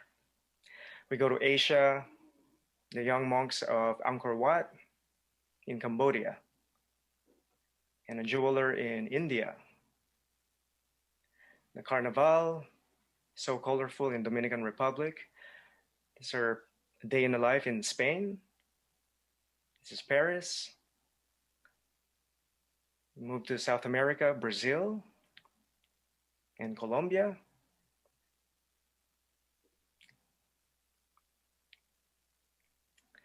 In Central America, Guatemala, and Top of the Rock, New York City at Dusk, United States. Impressive photographs, Paul. Thank you. Appreciate it. Wish we could share more of that. But Pistahan audience, don't forget to go to the Pistahan Art Pavilion website to find out more about Paul and check out some more of his photographs. Salamat, Paul, for joining us this year. Thank you. Thank you for this opportunity and supporting local businesses, artists, and bringing the community together to celebrate history pride. Thank you. And we look forward to seeing more of your work and your book about San Francisco. Thank you. Salamat. Bye.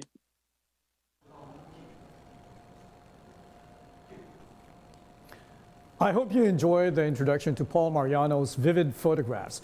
The Hinabi project, The Art of Philippine Textiles, was scheduled to exhibit Festival of Philippine Textiles in San Francisco this year, but due to the pandemic, it was canceled and postponed. Fortunately, if all goes well, it will be at the historic San Francisco Mint on 5th and Mission Streets from January 14 to the 20th in 2022. For more details and website link, visit the online Pistahan Art Pavilion portal at pistahan.net or go to thehinabiproject.org. By the way, the textiles behind me in the interviews are samples of vintage Filipino textiles that will be shown at the exhibit.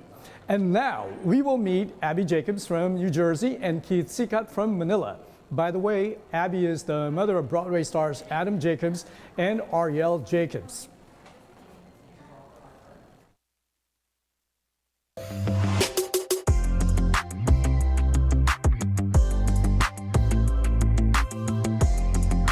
Eveline Abby Jacobs was born in Japan to Filipino parents and raised in America.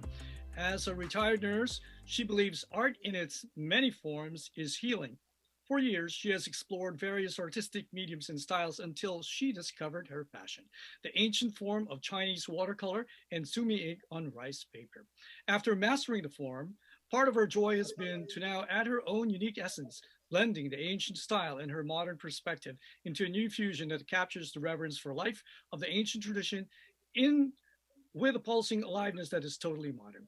In travels and during random serene moments, she also enjoys photography of different subject matters, having the occasional eye-catching photo converted to canvas. Welcome, Abby, to Pistahan Art Pavilion 2021, and Abby's joining us from Kendall Park, New Jersey. Hi there, Edwin. Thank you for having me, and hello to everybody. Abby, to start with, tell us a bit more about the Chinese painting style and what attracted you to it. Growing up in Okinawa and coming over to the United States, it probably was submerged in me. But later in my career as a nurse, I wanted to re-explore my desire for art. And Chinese watercolor has always been delicate and ethereal, so I just wanted to study it. And it's given me great pleasure. And thank you. And hey, let's share some of your work with the audience. And this is actually a state park in upstate New York called Watkins Glen. Beautiful hiking area. And I hope I've captured it with its waterfalls and its streamlined rock surfaces. My stepdaughter asked me to paint her irises. I guess I couldn't do it simply. I gave it its vibrancy here, and she loved it. Have you ever seen a koi fish come to the surface and smile at you? I certainly did.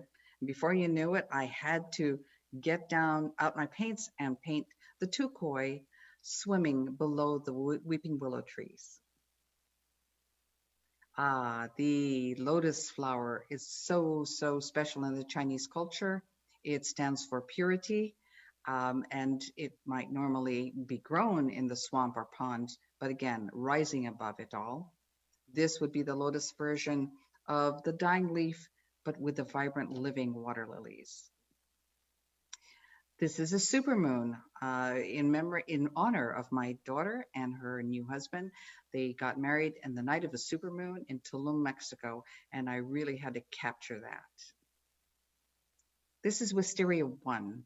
I painted this late 2019. My infatuation for wisteria is just constant, and I finished this right before my husband became more ill. And this one is Wisteria 2, which I completed after his passing.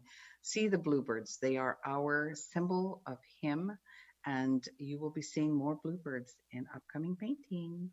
Thank you. Thank you for sharing your beautiful paintings, Abby. And Pistahan audience, please visit the Pistahan Art Pavilion to find out more about Abby Jacobs. Salamat, Abby. Take care. Salamat.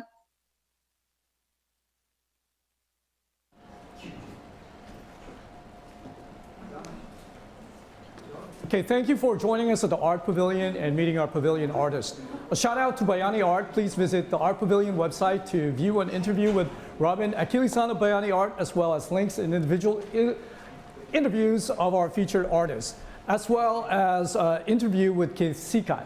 Courtesy of Pawa, Gyagi Media, and Paul Mariano, we are giving away copies of Ren Bataclan's Faye Memoir, Jeff Quintano's Bye Bye book, and books from Sorry Storybooks, as well as Paul Mariano's photo journal travel books. If you live in the United States, send your name and mailing address to pawa@pawainc.com with your first, second, and third, and fourth choices of the book you would like to receive. Strictly first come, first serve. We will contact the winners by email and announce names later today or tomorrow. Good luck. Thank you everyone for joining me, and hope you enjoyed this year's Virtual Art Pavilion. Until next time, stay safe, healthy, and well.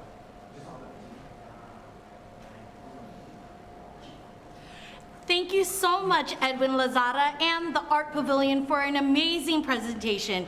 And of course, all of this would not have been possible without the continued support of Alaska Airlines. So thank you, Alaska Airlines, for helping us with the pavilion as well as Pistahan 28. All right, y'all. Are you ready for the next pavilion? It is the Health Pavilion. But of course, I wanted to check up on you to know if you have been listening to our jokes. All right, I have one for you.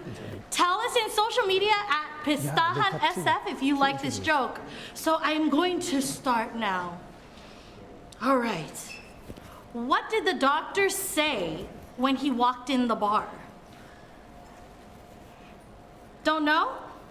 Shot, shot, shot, shot, shot, shot, shot! Everybody! Make sure you get vaccinated and wear a mask. Just kidding. All right, that is just like a little bit of our fun right now. So I hope y'all are having a fantastic, fantastic time at home, because you know, here at Pistahan SF, we're having a blast. All right, are you ready for Health Pavilion? Nothing would be possible without Mick Del Rosario, who is our program manager for the Health Pavilion. And we also thank Kaiser Permanente for making this so possible. All right, we have Mick Del Rosario on cue, ready for you. Take it away, Mick. Thank you so much, Fatima. Hi, everyone watching at home. My name is Mick Del Rosario, and welcome to our Health Pavilion. As our theme for this year is Rise and Renew Together, I want to make sure we focus on three main things, which is also the mind, body, and spirit. Now, I know it's been a tough year and a half, especially with us going through the pandemic, and we want to make sure that we give you resources to make sure that you're able to be safe and be able to be healthy as well. Aside from what we have at the Live Pavilion right now, there's plenty of content available on the Pistahan.net website to check out after the live stream too. But first, I want to invite you all to join me in an effort to thank our Filipino healthcare workers. They're the ones that have been day in and day out doing a lot of the great work to make sure that our community is healthy. So go to pistahan.net/tribute to join me in sending a thank you video that we'll share with all of our Filipino healthcare workers. So first off, let's start off with talking about mental health. I know it's a very important topic, and it's great that we're going to have this opportunity to talk about the importance of taking care of yourself mentally.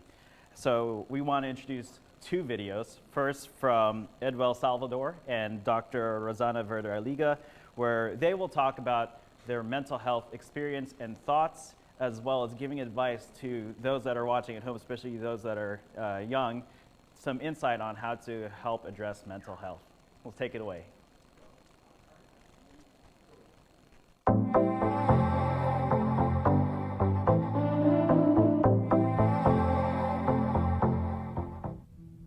It saddens me that people go through mental health every day. People get anxieties, go through depression, and even bipolar disorders, and all these schizophrenia, and all these disorders. And all they can do is just sit behind their room or in the corner of their room and say that that's nothing. Because that's what we were taught, that we're not supposed to go through what we are going through.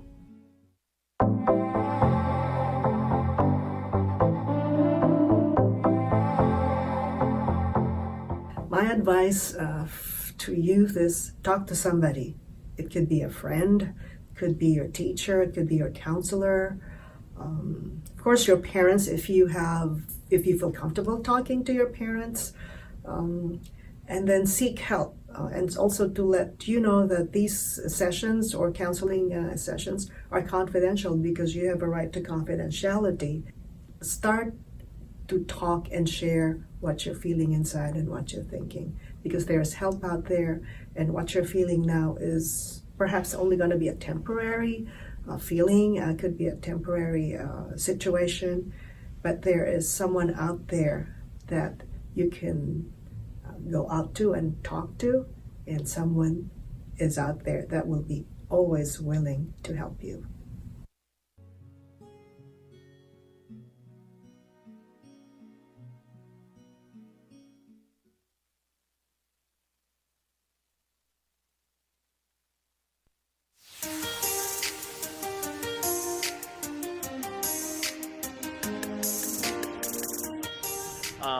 I remember getting that call, and it was the most emotional call I ever got in my life. I just remember the doctor saying, "Do you want this heart?"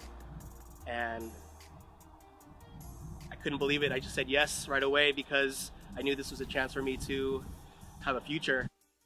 I'm AJ Reyes, and I'm a heart transplant recipient. In 2005, I was diagnosed with congestive heart failure, which means that my heart was too weak to sustain me. But it wasn't until 2010 when my heart started to give out completely, and I was rushed to the emergency room and rushed to Stanford Hospital to be worked up for a heart transplant. After waking up after the transplant surgery, I could feel how strong that heart was. I could finally feel what it felt like to be healthy, and felt like my life changed after that. I had the opportunity to go meet my donor family. I remember meeting her and hugging her and saying thank you. And she said, "Don't thank me, because this was all his choice. This is what he wanted." And now I get to see her and her family every year. I feel like I've gained a bigger family. It was because I got the second chance. I was able to go back to school and give back to the profession that saved my life. The nurses at Stanford were what inspired me to go back and to become a nurse. And now I'm a Stanford nurse. I'm able to show my patients that there is life outside the hospital bed. There is life outside of being sick. And I could be their living proof of it. And I'm able to inspire them and give them hope. It's just amazing to see what my future is now because of this gift. So my fellow Filipinos and Filipino Americans, please come out and talk about organ donation with your families and friends. Call out your titas, your titos, your lolos and your lolas, your kaibigan, everybody. We want to make sure that everyone is able to talk about organ donation with their families so that we can make a difference. The Filipino community prides itself on hospitality, and what better gift than the gift of life. I'm alive today because someone saved my life by saying yes to organ donation. So please register today at your local DMV or go online at donornetworkwest.org. And remember, magkaisa tayo. We are in this together.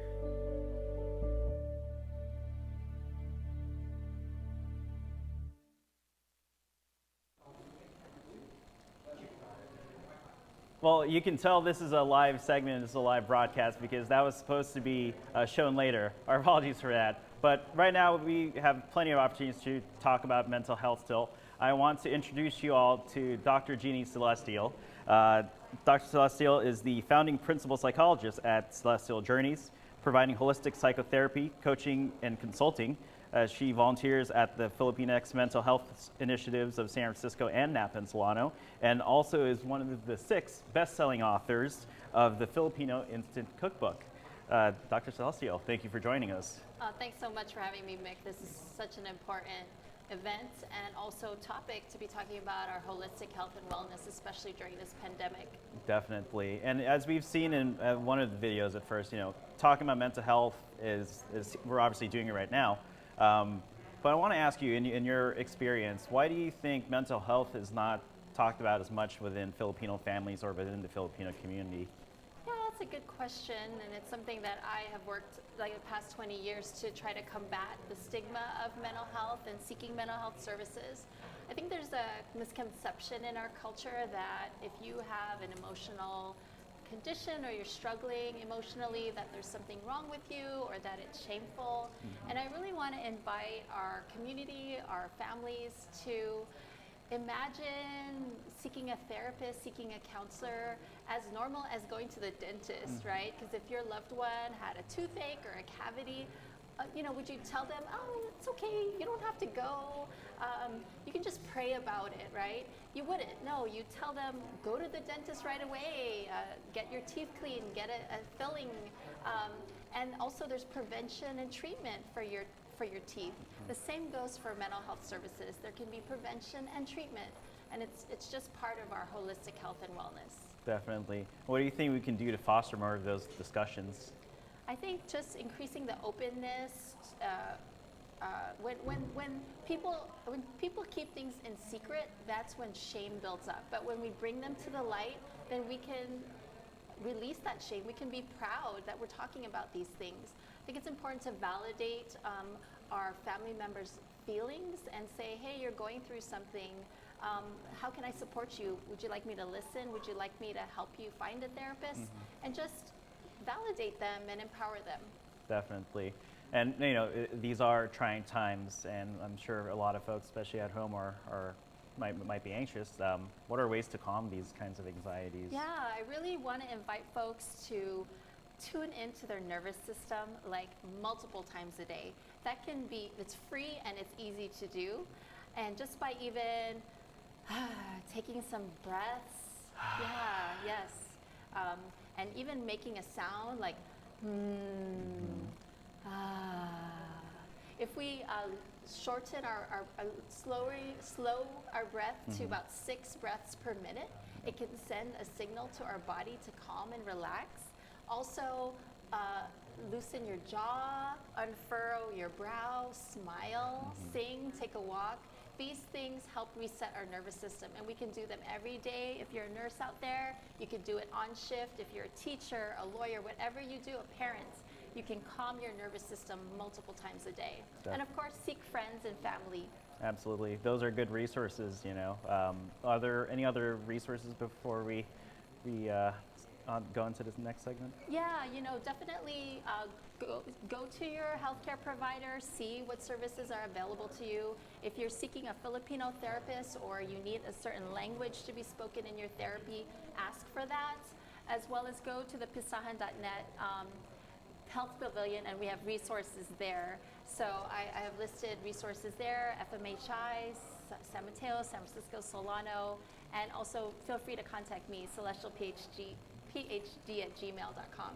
Excellent. Thank you so much again, Dr. Celestial. Thanks for having me. All right. So we're going to transition on to, as we mentioned, we saw the video at first. We're also going to show square breathing so we can have more breathing exercises. Let's roll them.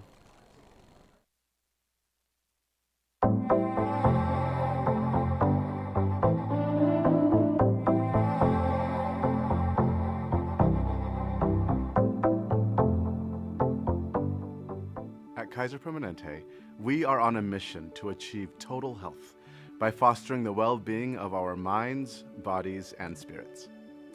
A technique called square breathing can help us achieve better health by calming the nervous system down, to ground us, and to heighten our focus as well.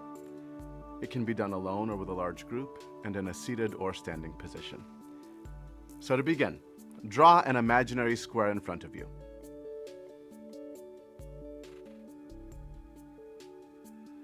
Great.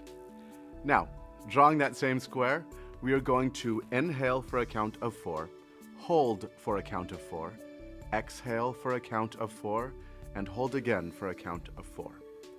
And this process can be repeated as many times as needed. So let's just begin by closing our eyes. And if you don't feel comfortable closing your eyes, just allow your gaze to find a comfortable spot on the floor. And let's bring our awareness to this moment. If you're standing, feel your feet firmly planted on the ground, and if you're seated, feel the back of your chair hugging your own back. And we're going to prepare to draw that imaginary square in front of us, or simply draw that imaginary square in our mind's eye. Now let's release all of our air. And we're going to inhale, 2, 3, 4, hold, 2, 3, 4, exhale, 2, 3, 4, and hold, 2, 3, 4. Again, inhale, 2, 3, 4, hold, 2, 3, 4, exhale, 2, 3, 4, and hold, 2, 3, 4. And let that go. Return to your normal rhythm of breathing. If your eyes are closed, go ahead and blink them open. Great. That is square breathing. Thanks for taking this moment to thrive with us today.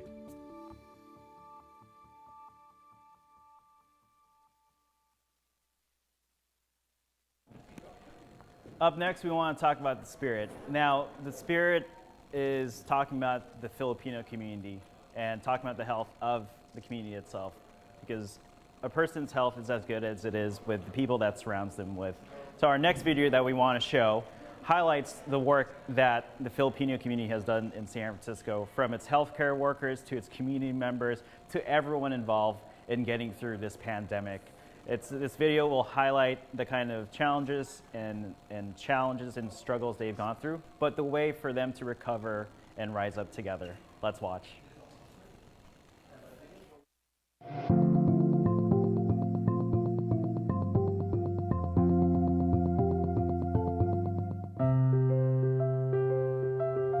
As a nurse, it's really difficult.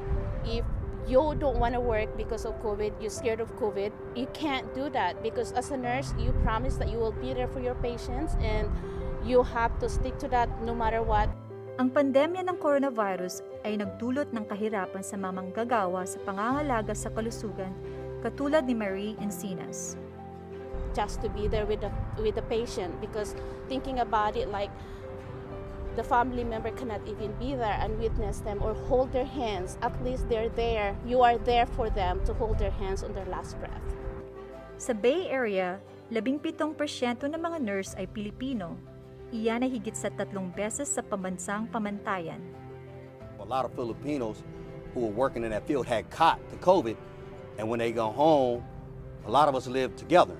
So a lot of families was getting sick. Their kids, their parents, and actually brought death to some of the families in our neighborhood.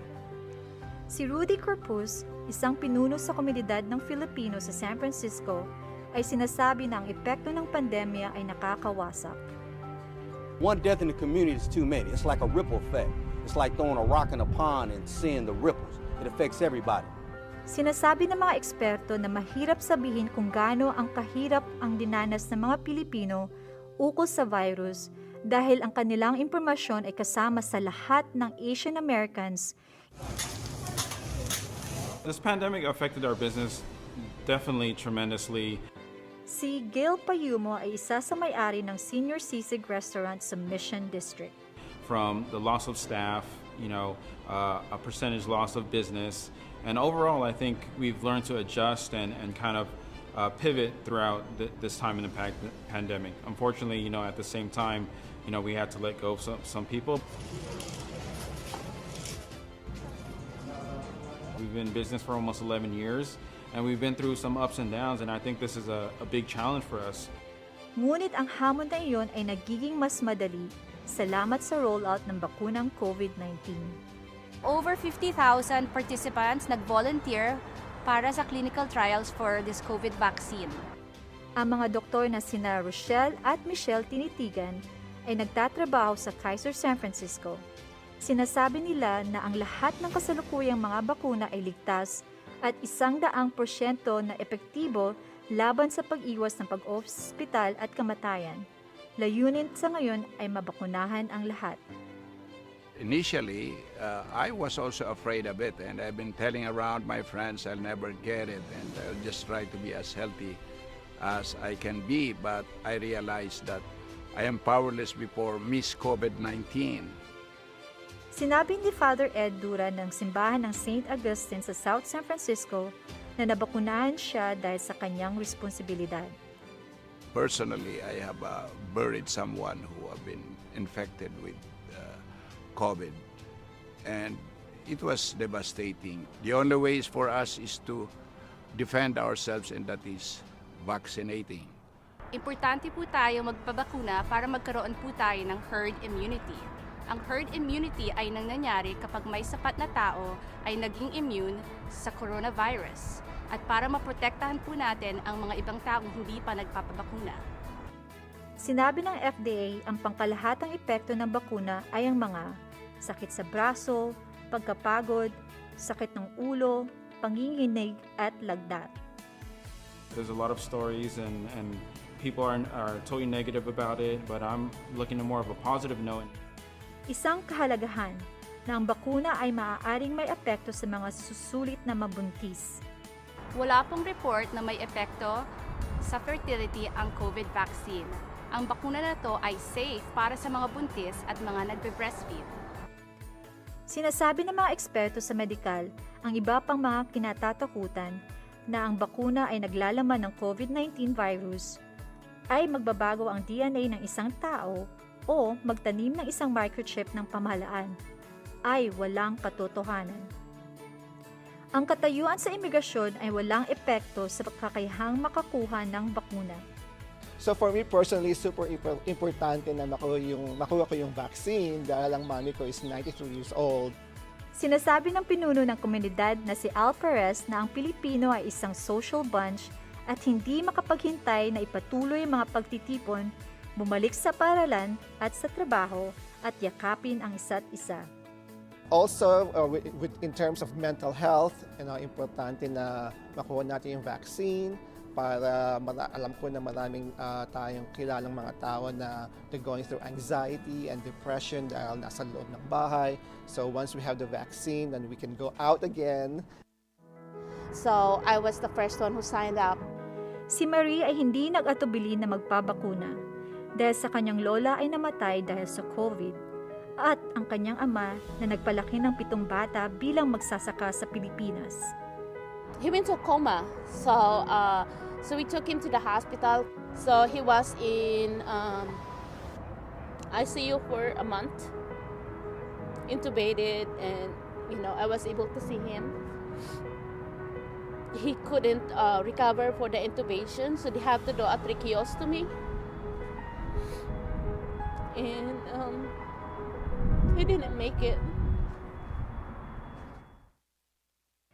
Kahit marami na ang nanakaw ng COVID sa komunidad ng Pilipino, buhay, trabaho, negosyo at ilang kaligayahan, ang mga Pilipino ay matatag na mga tao. I'm gonna do what I've been doing. Frontline soldier, boots to the ground, 10 toes to the floor, helping out our people. Importante po pag may chance kayo makakuha ng COVID vaccine, huwag niyong papalipasin ang opportunity na ito. Like seeing a really big light, out of the tunnel. Like, we have hope. After all of all those sacrifices, of all those pain and suffering that we went through on 2020, that there is hope for all of us.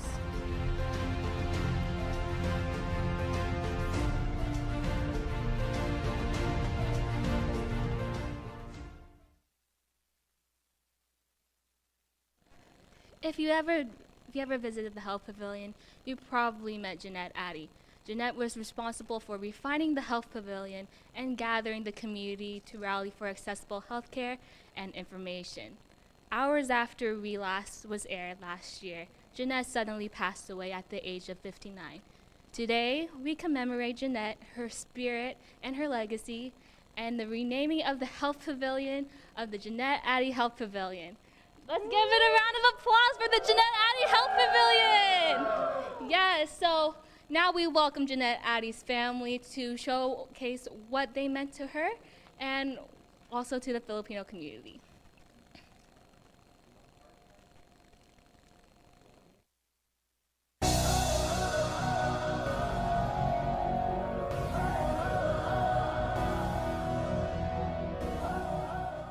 The strong passion that Jeanette had for her identity with the Filipino community was made so apparent by the heart and soul she put into Pistahan over the years. She was in charge of the healthcare, and her first and foremost was to make sure that the representative of the healthcare area, which was Kaiser, was taken care of wholeheartedly. If they needed something, she was right there. Even if you just met her a few seconds ago, she would invite a lot of people into the health pavilion just so she can take care of them, whether that was giving them a place to sit or giving them a bottle of water or even checking their blood pressure, because she wanted to make sure everybody was having an amazing time. Using Pistahan as an outlet to let everybody know that healthcare is available and it can be provided in any means whatsoever. Tina actually went to a medical mission in the Philippines where she was able to help people get access to healthcare, because in the Philippines it's just really hard to get access to healthcare. I believe that motivated her to make sure that everybody knew that you can get accessible healthcare services no matter where you are, and no matter your background, and no matter how you identify as. She did so with bridging that gap by giving to the Filipino community through Pistahan with mobile healthcare. They wanted to find a way to provide dental care for people in needy areas in the Philippines, and I remember visiting with her, and she would always be like, oh, this van, like a van we saw, she'd be like, this is perfect for helping bring care to people who don't have access to it. In addition to accessible healthcare, she was an advocate for knowing our Filipino culture, and she pushed many people that went through her way to know that there are so many amazing things that our Filipino community is doing. She also was an advocate for getting a Filipino history in the American history books, and she was able to do that, and it should be written into the history books within the next maybe 2 or 3 years. She always tried to promote Pistahan wherever she went, and just proudly showed and proudly wore her Filipino culture on her chest, and the way she spoke about the Philippines and her culture everywhere she went, it was just really to inspire other people about Filipino culture. So thank you, Al and the Pistahan team, for blessing Auntie Nat with the opportunity to advocate for accessible healthcare for others.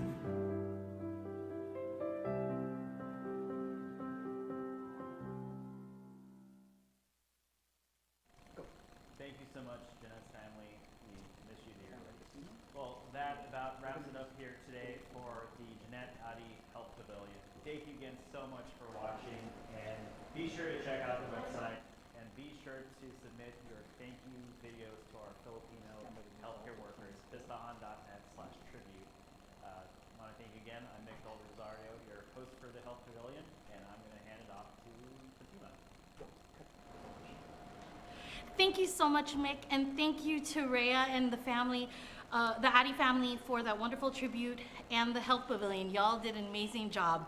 All right, who loves basketball? Woo! You know, we have all our balls up in the air, but we are so excited to bring to you Miss Carolyn Sedeco to share with you the Sports Pavilion. And thank you once again to, of course, the Golden State Warriors for making the Sports Pavilion happen. Carolyn, are you ready? Let's go. Hey! Astria Sedeco, captain of the Sports Pavilion and founder of Coaching Kapwa Sports Consultants. We're honored to present Filipino basketball all around the world. Game ka na ba? Let us know you love Filipino basketball life by tagging Pistahan SF and Coaching Kapwa on all your socials. In the first half of today's game, the NBA's first Filipino-American player, Raymond Townsend, chats with Warriors hype man Franco Finn. We hope you enjoy this segment.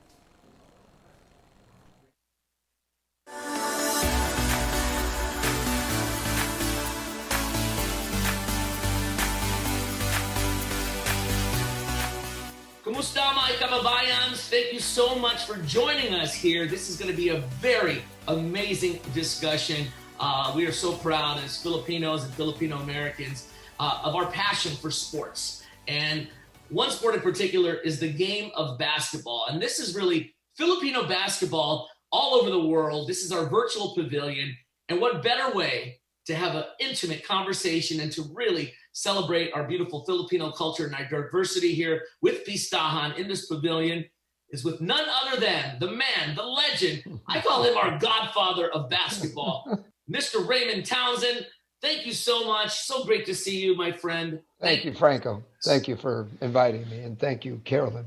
What was it like getting drafted in '78 and kind of going through that? And what was the time like for Filipinos growing up back then? First of all, it was a tough struggle to accomplish the things that we did in basketball, because there were no other real Filipino role models in terms of, everybody had somebody to look up to.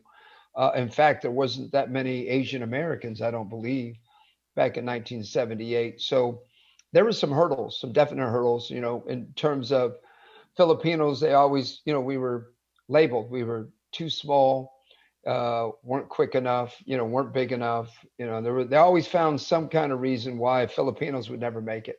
When I got to UCLA, I was one of 14 other All-Americans. In fact, Coach Wooden, when he recruited me, he actually told me, he said, Raymond, we want you, but I want you to understand. And he said, and mind you, I'm gonna recruit 14 other All-Americans during your 4 years. Are you okay with that? And I said, yeah. Yes, sir, bring them on. I don't think people understood the Filipino heart. It's a heart that is never gives up, always perseveres. The Filipino heart is one that believes all things are possible, and we overcome anything we have to do for our family, for the good of our family. So after UCLA, I honestly thought I was going to be with the LA Lakers, because Jerry West called me right before the draft. Wow. And said, Raymond, we're going to keep you in LA. We're taking you. And how do you feel about that? I said, man, I played at UCLA. All of a sudden, 15 minutes after that phone call, Coach Adles calls me up and says, Raymond, we're bringing you back home. We have the pick before LA. We heard LA is going to take you, but they're not going to get to. We're going to bring you in. You get the call from Golden State. You were a Warrior. You're in the NBA. Were you thinking at a young age then that you are a kind of a pioneer, like being the first Filipino, and right here in the Bay Area? How appropriate is that? It was really tough, because I would tell people I'm Filipino, and I used to have a pongyao, and I broke it in Spain, and they gave me this nose now, so I lost the only Filipino identity I had. But back in the day, I had a huge afro, and because everybody was black, and most of the players on our team were black, everybody assumed I was black. So even if I said I was Filipino, and I remember this article from Sports Illustrated came out, and it said the Golden State Warriors, one of the new teams with 11 black players, 1 white player, and an all-black staff. And I remember Tom Abernathy, who's blonde hair, blue-eyed, was sitting at the end of the bench. Mm-hmm. So I was one of those 11 that was sitting on that bench, and it didn't mention anything. And I even told them, no, I'm Filipino.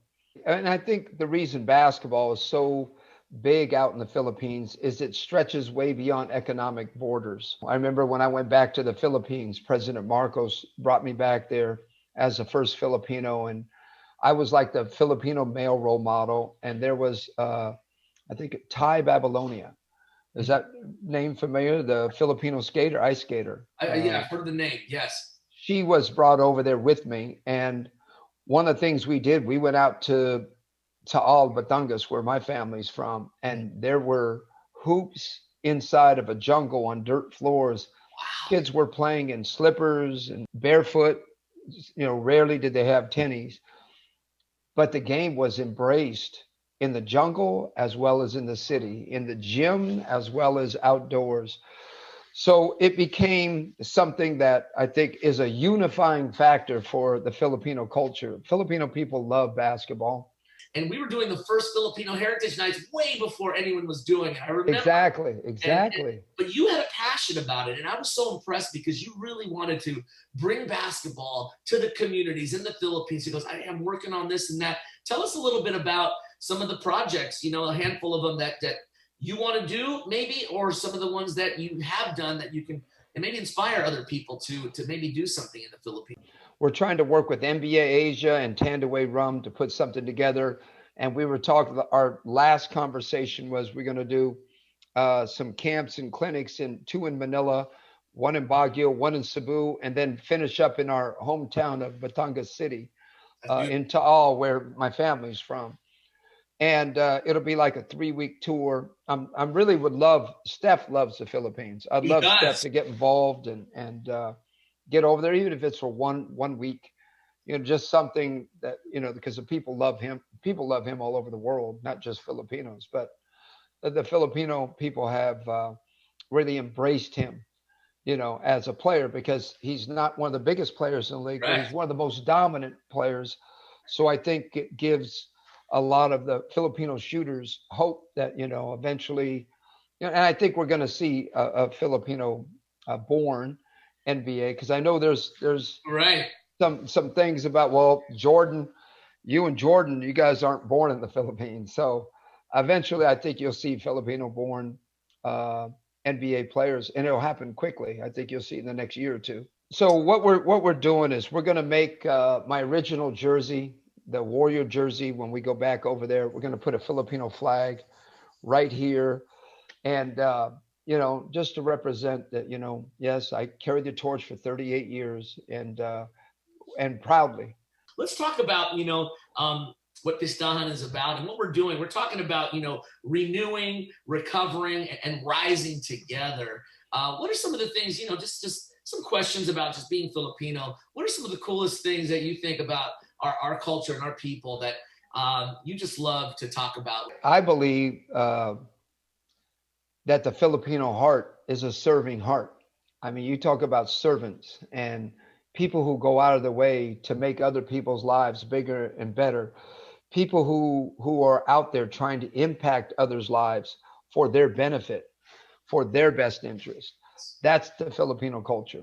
And one of the things that I always felt, and when I not necessarily broke off, but I went into some other cities, I wanted to make sure that our pregame entertainment, our halftime entertainment, the national anthem, and our pregame meet and greet entertainment were all young Filipinos who were looking for exposure and an opportunity to show their amazing talent. And you know what, this Filipino Heritage Night, talking about that, it has grown and evolved so much since those early plannings. When we say we go way back, we do go way back for the very first Filipino Heritage Nights when it was official. Right. Remember that? Yes. The Warriors. And now we have 2 nights. Now we're just 2.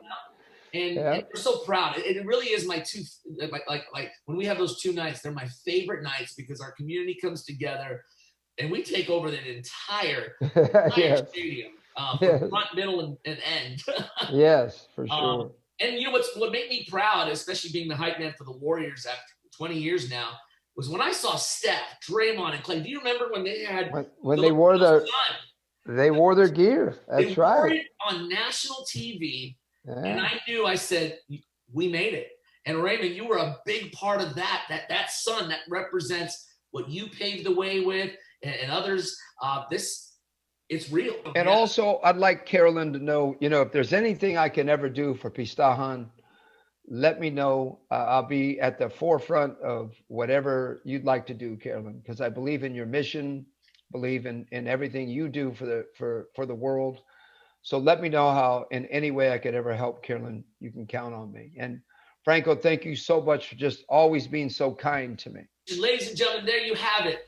We are so proud. Raymond Townsend, first ever Filipino to be in the NBA and here with us at Pistahan. What a great conversation. If you want to find out more information about Pistahan and what we're doing to celebrate here virtually. Of course, you could always go to pistahan.net and catch this, of course, on YouTube, live and Facebook, and of course, Kumu as well. Let's renew, let's recover, and let's rise together. Raymond Townsend, it's been an honor and pleasure. My kababayans out there, let's do it. Let's make us proud, and let's keep on representing. Thank you, Franco.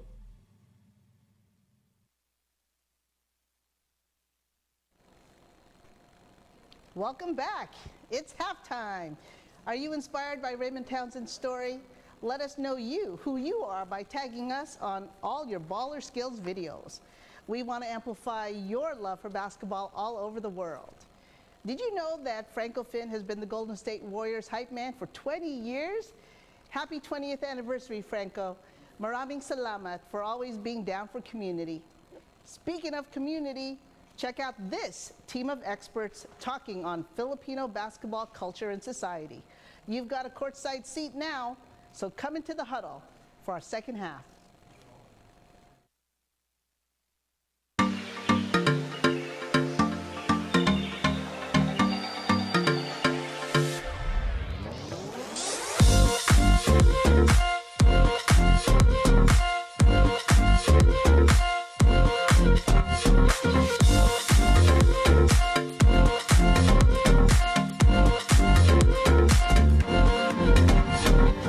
Hi everyone, I'm Siege Tantenko here in Manila. My name is Constancio Realiza Arnaldo Jr. My name's Reno Ursal. I'm Rafe Bartholomew.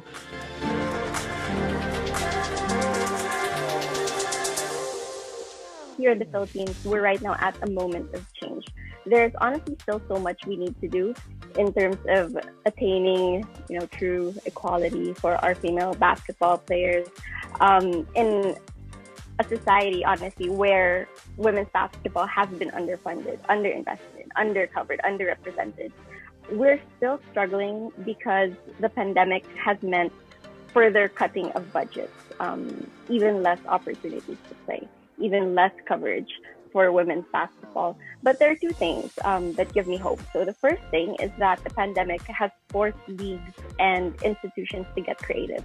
And this provides us with a roadmap of things we can do for women if we could only take the chance. And the second thing is that in recent years, with the accessibility of digital resources, more and more young Filipinos are becoming educated and empowered to speak out about gender equality and gender issues in sport. I'm just going to talk about the local angle here in Mountain House. We're the only city that had the rims up in the playground. So the neighboring cities would have, the kids would just drive over and hoop outdoors in Mountain House all the way into the night basketball, even when it got hot. They didn't take the hoops down. So that was huge for our kids. My son would run down there and play hoop, and he would hoop down there. Then as a high school, I'm the varsity coach for girls at Mountain House High School since the school opened in 14-15. And I did everything I could to hold workouts within the restrictions that I had to work within. I would mask it up, double layer mask, and I had my virtual computer up for those who could join us virtually. So I would have my computer up in the gym on the ball cage and having the computer go around with the ball cage as I instructed the kids.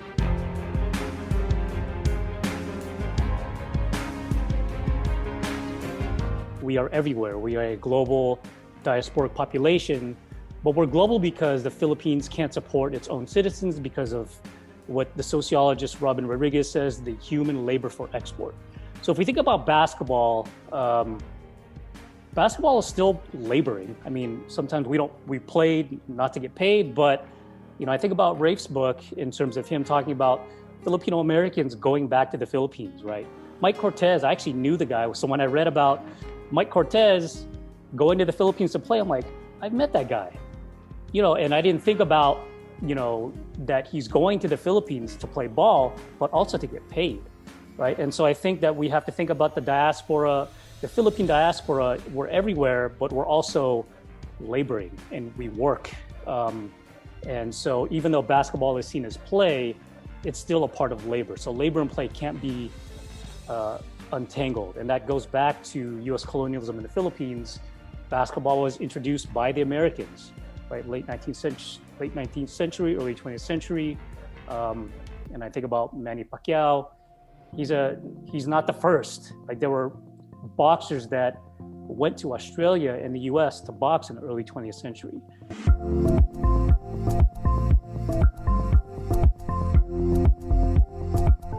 I think it's something where there are going to be those more opportunities to play college basketball, which lead to more opportunities to play professional basketball, whether it's back in the Philippines or somewhere else all over the world. And you just sort of see it growing incrementally year by year in a way that I think if you are, for a young person growing up,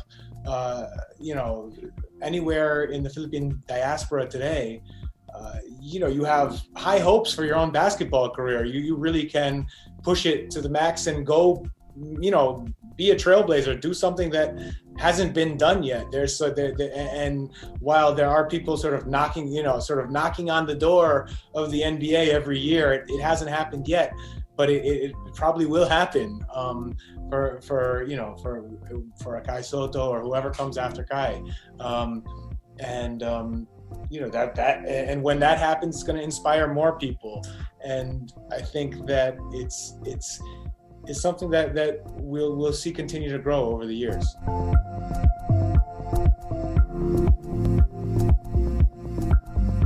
Even in the UAAP, you're not making the same kind of money that your male counterparts are making. So in the Philippines, it's not like the US NCAA where you can't get sponsorships. Here you can get sponsorships. Athletes endorse everything from postpaid plans to sportswear. They get free sneakers. The college basketball players here, the men, have free sneakers delivered to their houses every month. Whereas the girls who I know, they had to fight for a sponsorship for a sports bra. So the level of investment is so different. And after college, you have the boys going on to play in the PBA, build the house for their family, rags to riches stories. The girls go get a corporate job.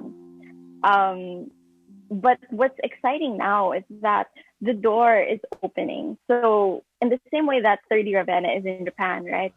Jack and Imam went to Taiwan. She took a master's degree so that she can play for a university in Taiwan. They won, champions, undefeated, perfect season, right? And then she goes to America, and now she's trying to see how far she can get with that training. And with Jack doing that, the door opens for other girls. Historically, I'm a girls basketball coach. I've coached a lot of Filipinas coming up in the youth travel ball league and through high school. And historically, they just stop either in 9th, 10th grade, or they may play up to senior year, but they don't consider college ball. Well, that's changed. Think of Kayla Padilla, Penn State, De Jesus and Duke. I mean, they're D1 players playing significant time. And I talk to Coach Chris from Film Nation all the time that there's a pipeline of a pathway for female Phil-Am players in the States. And that's where I think the opening is through women's basketball for Filipino basketball. If you want to put that label, Filipino basketball, there is, I think, opportunity there for women to play in the college ranks, which is a pathway to get a college education. To Reno's point, I did an interview, this is back when I was, doing dissertation research. And one of my participants, her pseudonym is Jenna Lynn. She's going to be in my book, and she talks about wanting to be in the NBA, not the WNBA. She wanted to be the first woman to make the NBA. And so I think that speaks to, the aspirations, the dreams, the passions and the persistence to, she didn't make it to the NBA, but like to think about how she wanted to be the first woman to make it to the NBA, speaks to her drive and her motivation to do that. I mean, again, she didn't make it, but I was struck by the fact that she was like, nah, not the WNBA. I want to make it to the NBA. which was really fascinating for me as a researcher.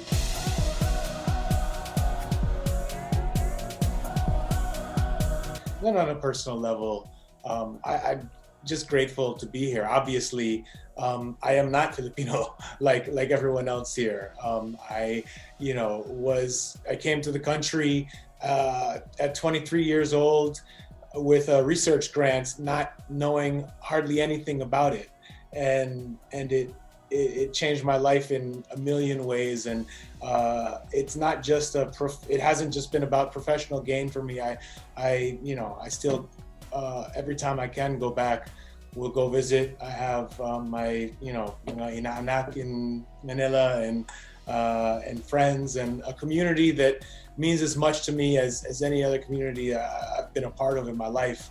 And it's an honor to be here today with all of you and to continue being a part of of this community and hopefully helping to to do anything I can to support from I don't know, from now until forever.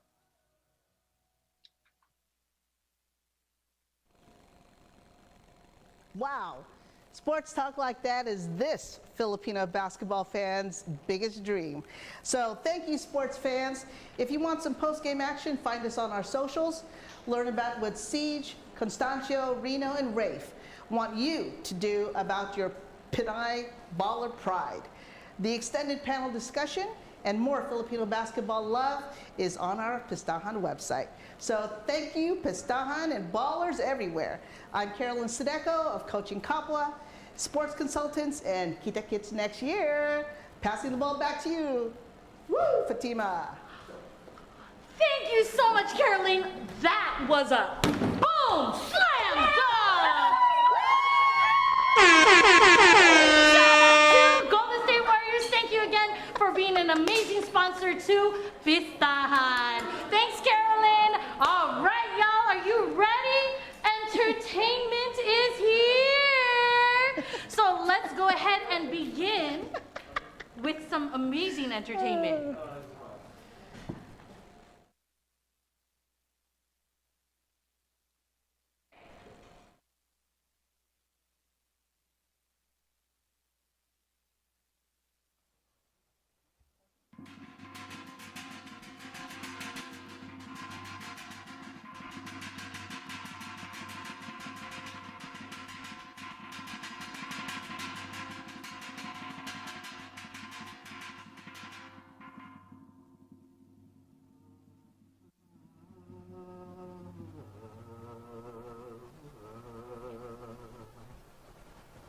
Sapat salamin kuso hatulo pangkatan tumagindana taman binakabuntalan talangin ang surajabayan intang biduli kukuri sultana pasedom balabia simayon ragia muda petalem dalembang intang biduli kukuri intang biduli kukuri intang biduli lumiluksik kukuri.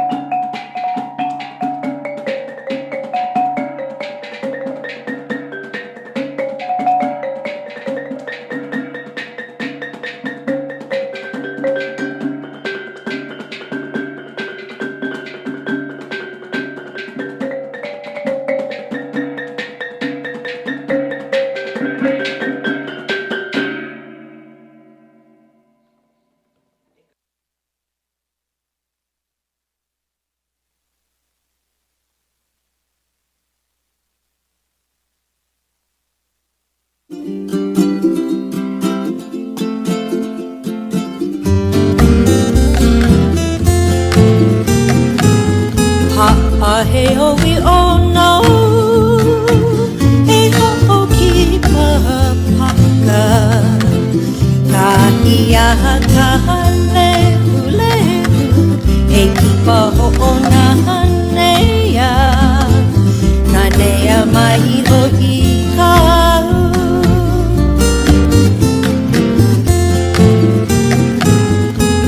ha he o i o no e ho ki paka ka ia ka le e ki pa o na nea na nea mai ho i ka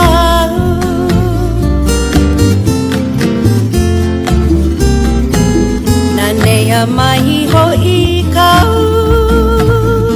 ke no o wela malalo o ka lau o ka haula ka hie I malua e awe e malu o lua I awe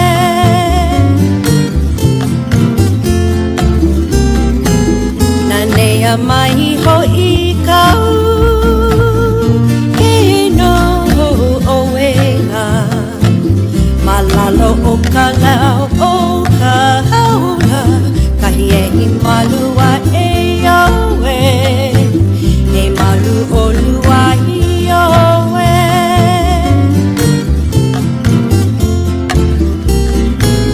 e nani maho oli nau ke I akula I ka papa he e nalu he e anala he ana I ka pu e one I ka hulana no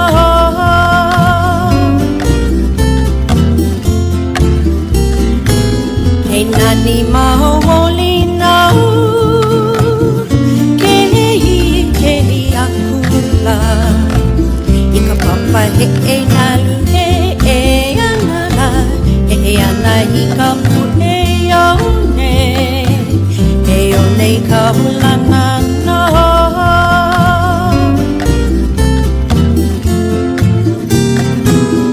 Lua wika huna kai kai e ka hili a peka e hukai kili kili hune a koni koni ka hili hui koni a huma e ele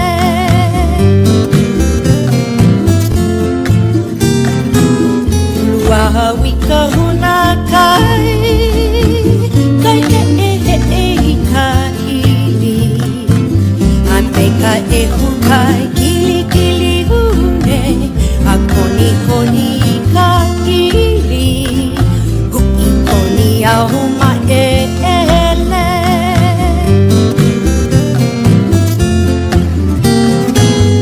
e o I ko hina wa e ho ki paka ka ia ka le e ki pa ho o na nea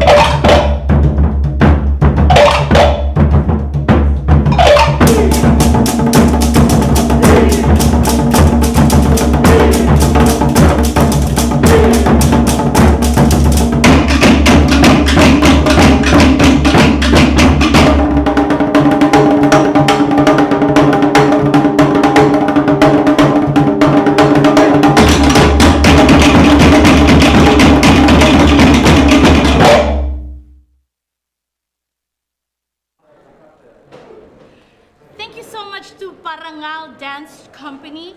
Their name actually means tribute and to give honor. So it was an honor to have them here to be able to showcase and start off our amazing entertainment stage. We also had a wonderful glimpse from Rahiti Polynesian Dance Troupe, which are directed by Remy Aranda and Jamie Aranda Candieta. They bring to you Rahiti, which is based out of South San Francisco, but they spread the joy of Polynesian and Tahitian culture all over the globe with their amazing dancers that celebrate culture that embraces the Tahiti, Ohana, and love. All right, up next, are you ready for the next performers? We have Little Manila Dance Collective. In 2018, they lost their creator, Dr. Don Buhalon Mabalon.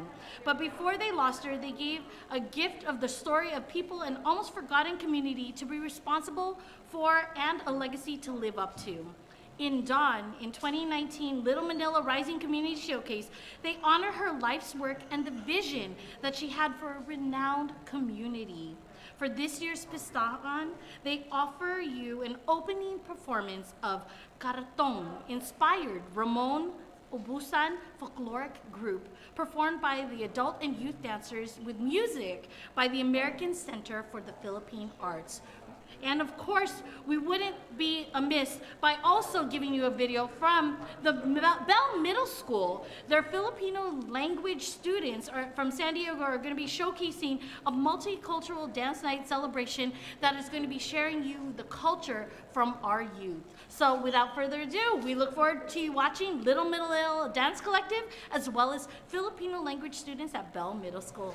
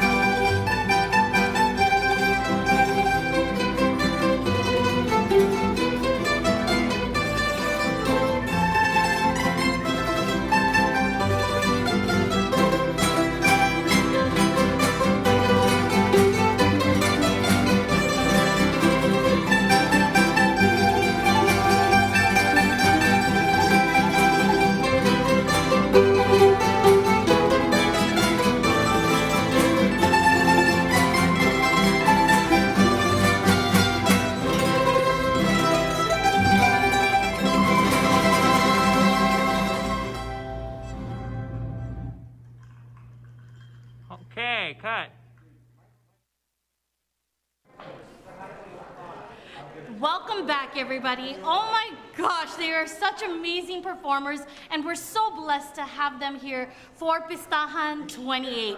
If you're not following already Pistahan SF, make sure you're doing so on all social media platforms.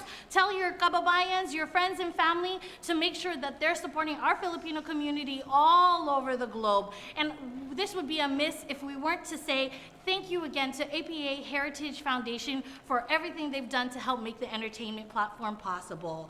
All right, y'all, we have some singing and dancing ready. You ready? Because we got Philippine born and raised Crisel up on the platform to sing for you. This young lady is amazing, and she will blow your mind with her vocals. She's been singing since the age of 3, before she could even read and write. So you're definitely gonna enjoy her. And of course, we have to give a shout out to the other performer that's on the entertainment stage, Mr. Russell Reyes. Russell Reyes is a singer-songwriter based out of Chicago, and he is going to woo you. And all those gals out there, honeys that you'd be jocking, check him out on social media. He's a cutie patootie, but I'm too old for him, so it's okay. I'm getting married, so it's fine. All right, with that being said, let's give a further ado to Crisel and Russell Reyes. Hi Pistahan, it's me Crisel, and this is my original song called Overcome. I hope you guys like this.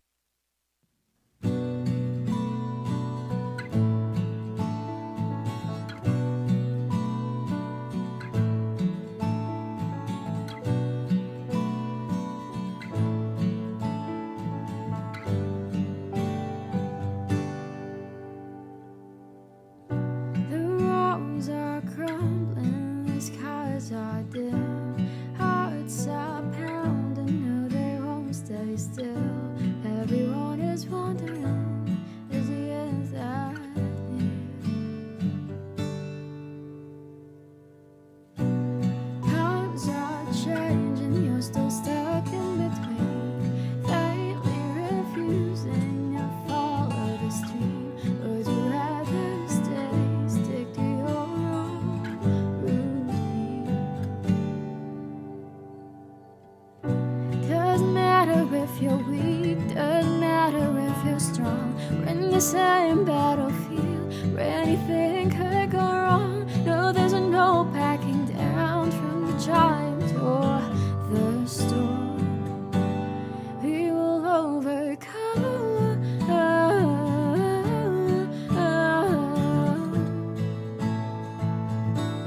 We will overcome.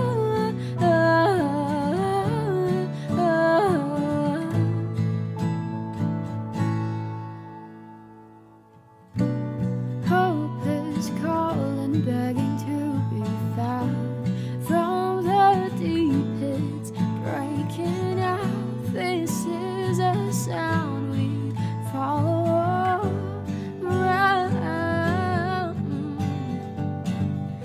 Doesn't matter if you're weak, doesn't matter if you're strong. We're in the same battlefield, where anything could go wrong. No, there's no backing down from the giant or the storm. We will overcome.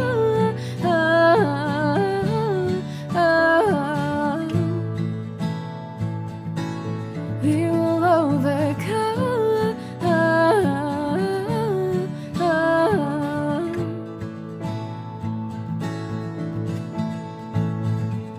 Eyes up, stay sharp, gear up, take heart. Can't let this fight tear you apart until we reach the other side. Keep that fear out of sight. Oh, keep it out of sight. Oh, we will overcome. We will overcome.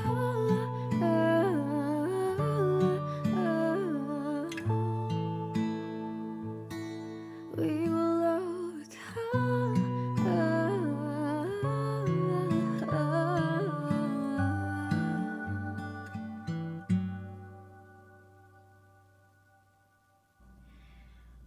hope you guys are encouraged by that song. Again, that was Overcome. Feel free to check it out on Spotify and on all other streaming platforms. And I do have a single coming out on August 20th.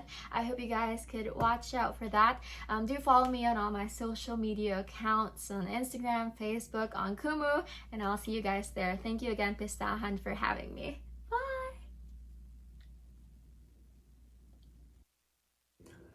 Hello everybody, my name is Russell Reyes and I am a singer-songwriter from Chicago, Illinois. Me and my good friend Justin De La Cruz are going to be performing my upcoming single entitled Afraid, which was written, produced, and performed by myself and Moofs of Tarshu Records. It's going to be released on all streaming platforms on August 20th, so if you want to stay updated with myself and all of my future releases, go ahead and follow me on my Instagram at Russell Reyes Music. Thanks so much, and I hope you all enjoy.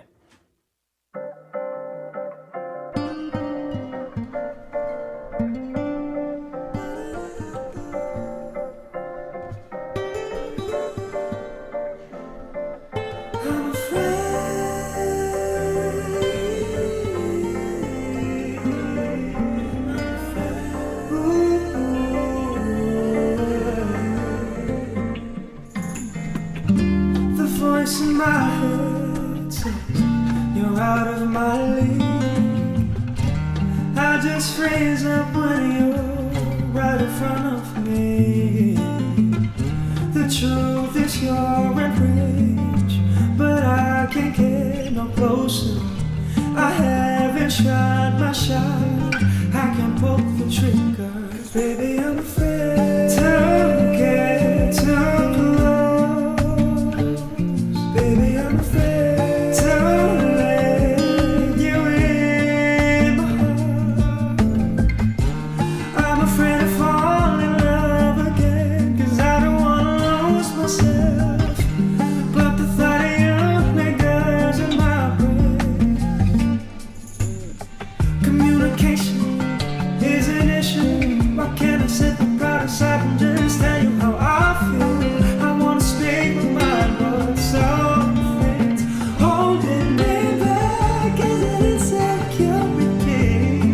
something deeper mentally.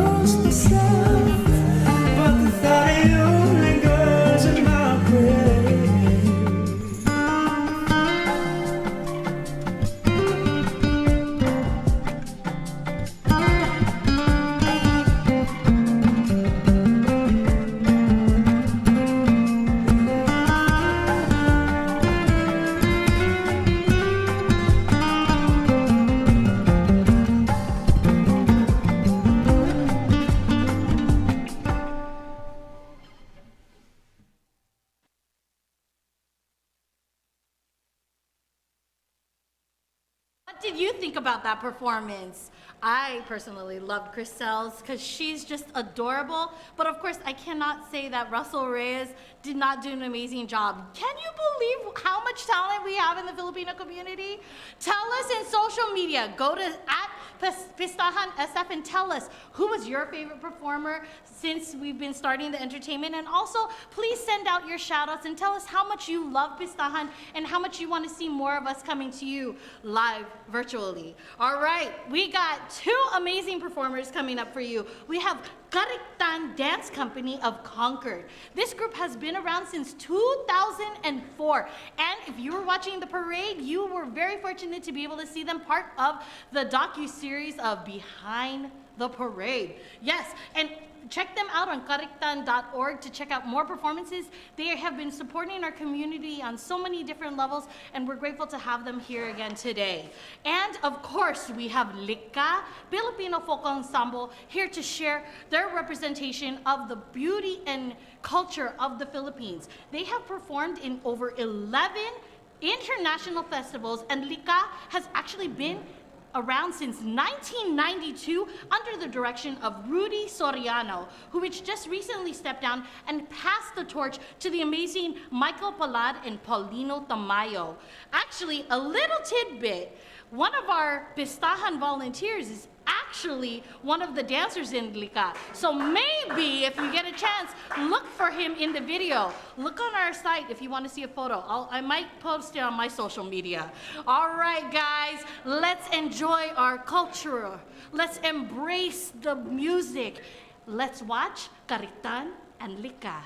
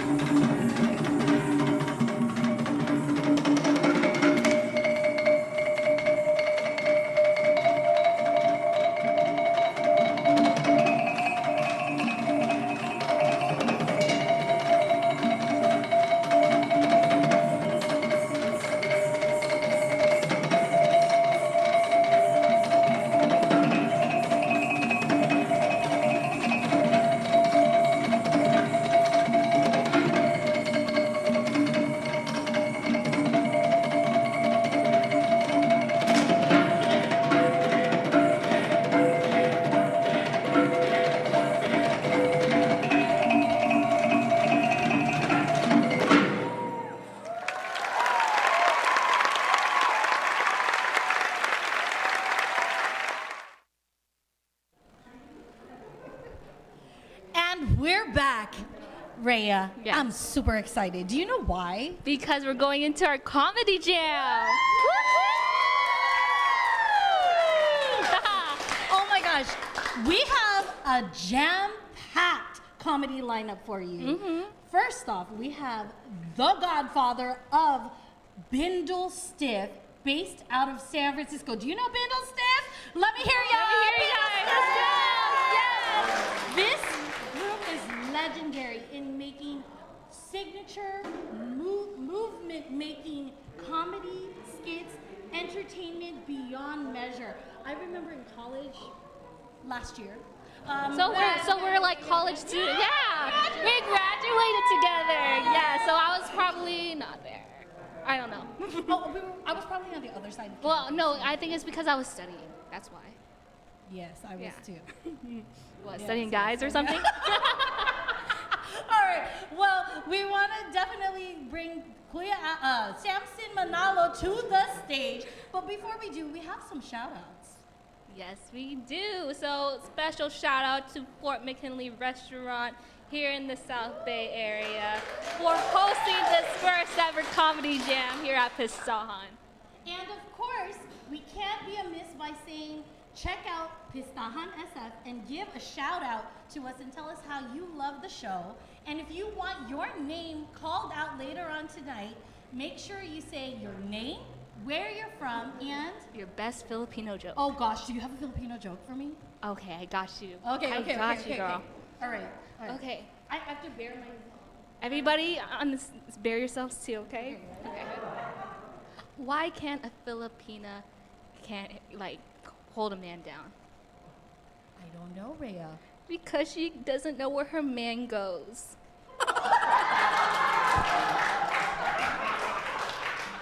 It's seasonal. Bruh. It's seasonal. That was good. Seasonal mango, right? Is it Manila mango? Or is it the Mexico mango? Oh, that's a tough one. Is it a green mango? Or is it the red mango? Oh, I don't know. I like the Filipino I think we ones. better find him soon. But speaking of man, why don't we bring let's bring over Samson Manalo.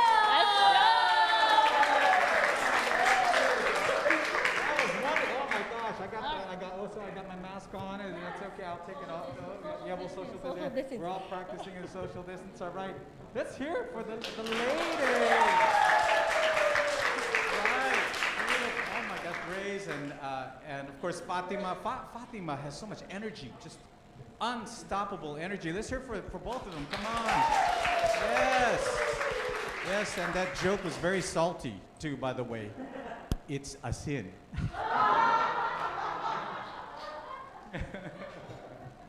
And Fatima has so much energy. She's like our very own Energizer Bunny. That's what I think it is. Did you kill Energizer Bunny and put it in your head there, your hair? He's wonderful. I was wearing the mask. We are all practicing safety here at our own little comedy club. Let's hear it. How you guys doing here? The live Pistahan Comedy Club. Filipinos actually, this is a good time for us because we actually love wearing our masks, right? Because it's the only time as adults that we can play beautiful eyes, beautiful, beautiful. And also, it's a good time, especially when you have that tita who always has a lot of laway coming out when she talks. Tita, can you put your mask back on? This is good. This is great to be here. Wonderful. Thank you very much for inviting me. I'm very excited to introduce this segment here. Are you all excited to laugh also?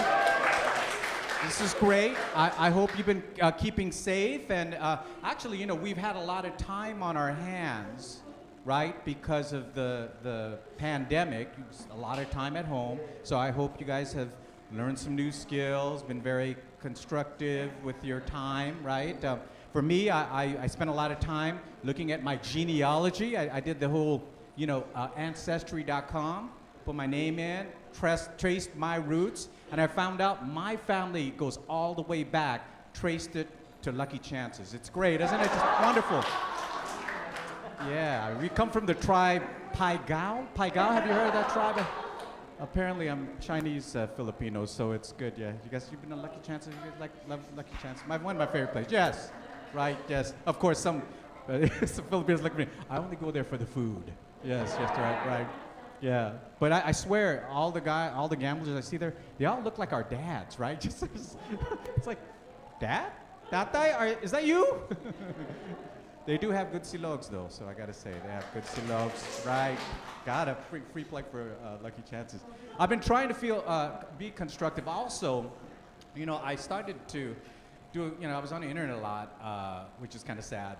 That's how sad my life is. I'm just on the internet, and because I started thinking about all these things when you're a kid, right? And adults tell you things like superstitious things, right? You become an adult, and you're like, is that true? So I would Google things like, don't cut your fingernails on Fridays, right? Or don't take a shower on Sunday or something, right? Or don't sit too close to the TV or you'll be duling, right? That, right? Yeah, and then I looked and it's all true. I found out my Lola was a jerk. That's right. No, I love you, Lola. I'm only kidding. She's gonna kick me and accuse me of Asian hate. So sorry, Lola. I love you.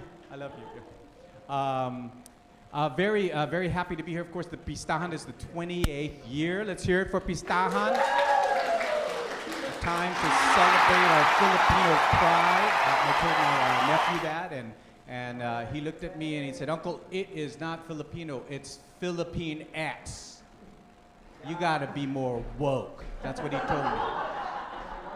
It's like, woke? What are you talking about, man? I'm about to turn 58. How can I be woke when I'm closer to stroke? I mean, really, And then you think about it, right? Philippine X. Why X? Why are we choosing the letter X? I mean, there's other beautiful letters that we can use. I think, like for example, we can use Y, right? Yes, hey, I'm feeling kind of Filipini right now. Just right? It becomes an adverb and an adjective. Isn't that great? Yes? Yeah, right? Yes? That's my cue to make them laugh. We're trying to manufacture this artificial laugh. This is great.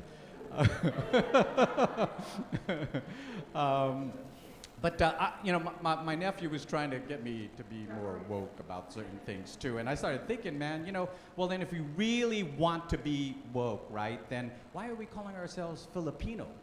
Because really, Filipino comes from the Philippines, and Philippines was named by what? King Philip II, right? So if you think about it, if you want to be woke, you wouldn't use that, right? Because we're named after some rich white guy, right? I mean, we might as well. I mean, I guess it could be worse, right? I mean, we've been conquered by some guy named Tyler or something. Just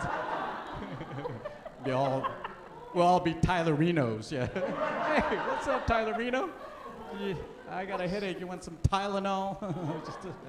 All right, so you guys ready for some laughter, some real laughter? I'm here to usher it in.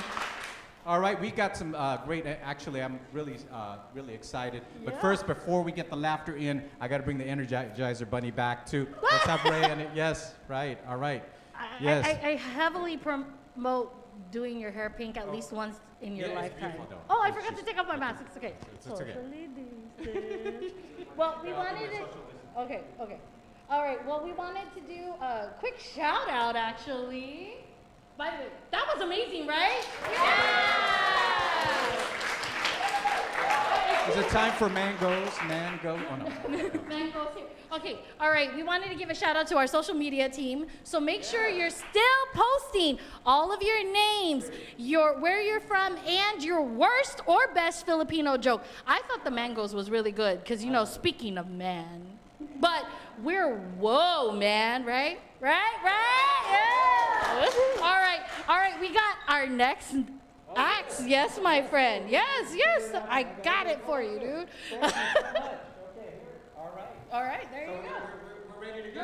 Yep. All right, one more time, come on. The Energizer Bunnies.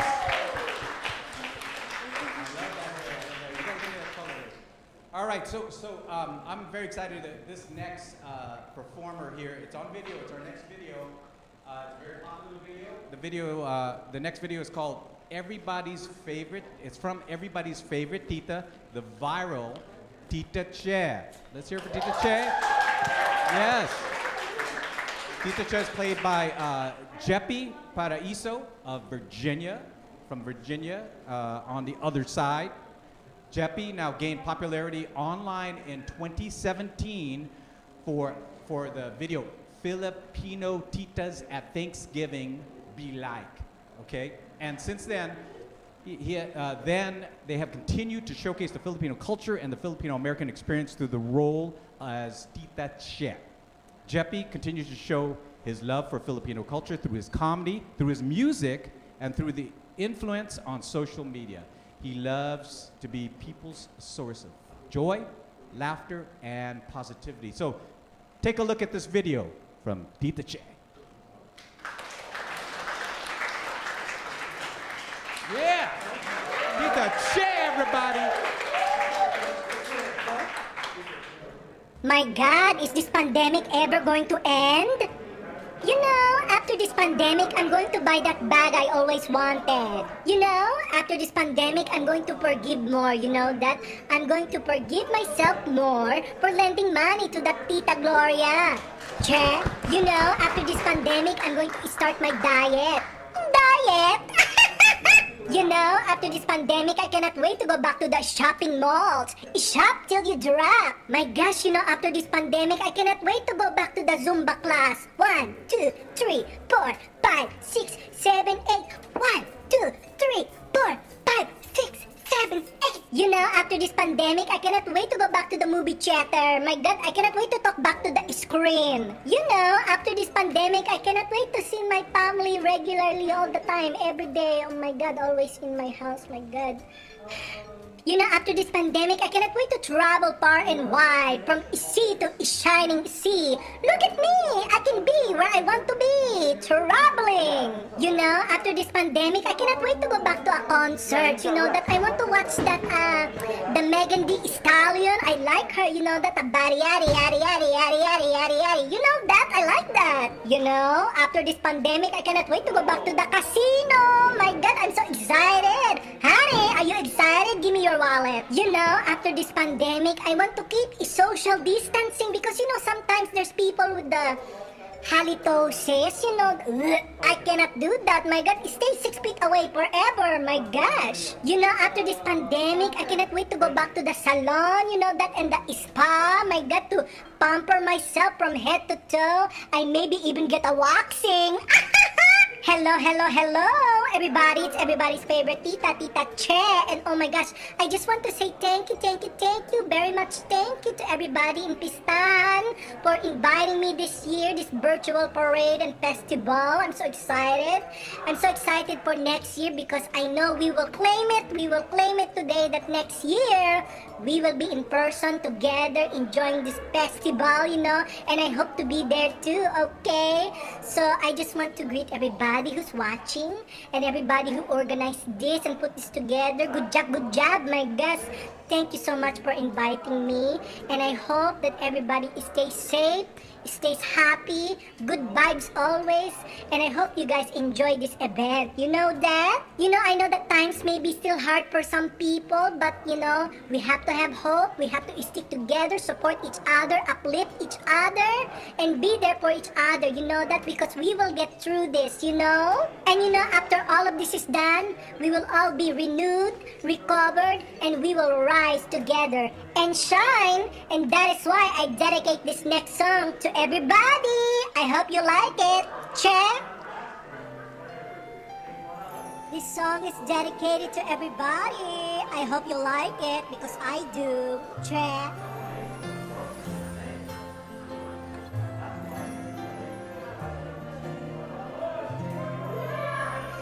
There I was, alone in the shadows, couldn't find my way.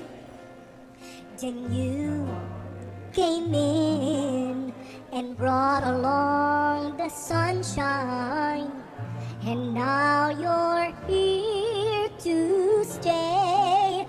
'Cause you make me shine, shine like the stars in the heavens. Shine, shine, you keep me shining through. Shine, shine with the light that you give, and it's true.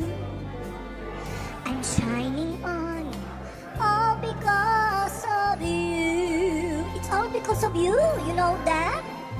Check. Oh, so watch me go. The light shines within me.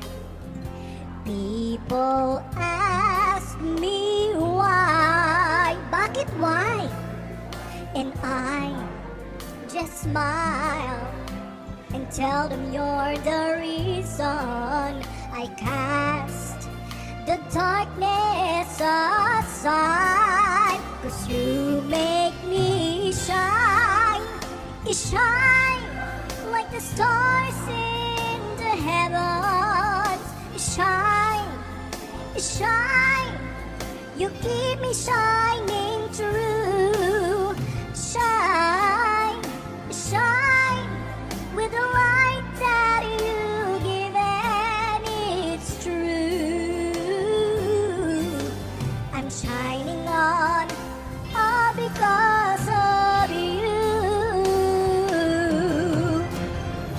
Like a ray of light cutting through the night, bright as the stars in the sky. See how I shine, shine with the stars in the heavens.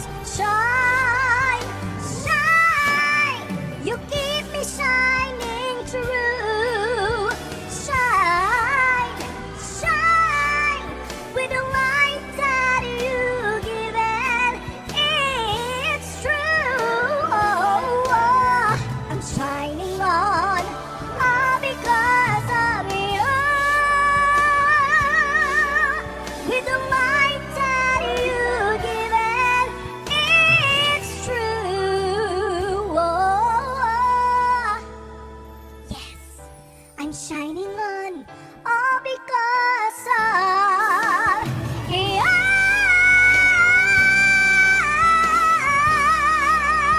You make me shine. Thank you. Man, keep it. What's that phenomenal? Tita Che, everybody. Tita Che. Tita Che. Tita Che, everybody, come on. That was produced using 20 tons of helium too, so let's hear it for Tita Che. God, that's great voice. I love the voice, Tita Che. Very entertaining. Oh man, we got more comedy for you. Are you all ready? Good. Okay, good. Just tell me if there's too much laway coming out. Our next comedian. Let me tell you, this guy is a pioneer and a superstar of Filipino-American stand-up comedy. I know all of you. He's a household name. He's sold out comedy clubs all over the country, many countries actually. The Warfield. I was very fortunate enough to also go to school with him at San Francisco State University and watch him blossom into this. Yeah, the San Francisco State, right? Gators! Please put your hands in there. Keep it going for the superstar comedian himself, Mr. Rex Navarrete.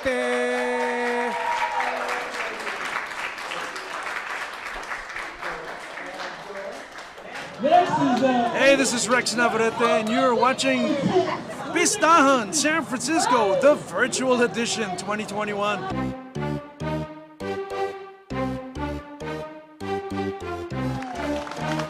San Francisco. Oh my God.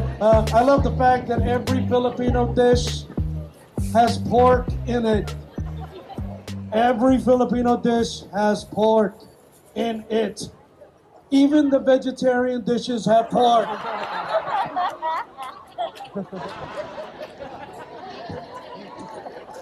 That's hard, right? That's like a contradiction in terms. Filipino vegetarian? No, not here. Next galaxy. Move along, move along.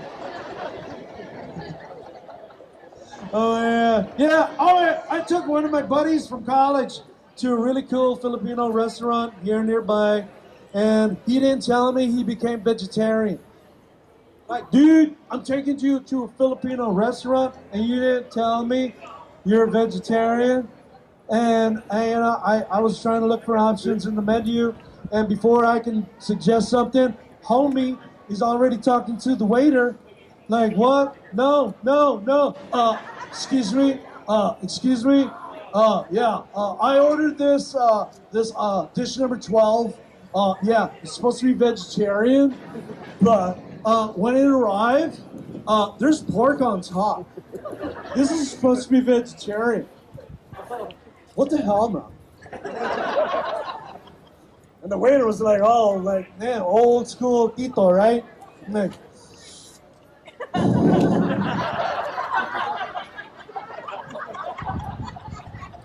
well, what is the problem? What is the problem? It's supposed to be vegetarian, but there's pork. That's vegetarian. The pig was vegetarian. No refund, no exchange.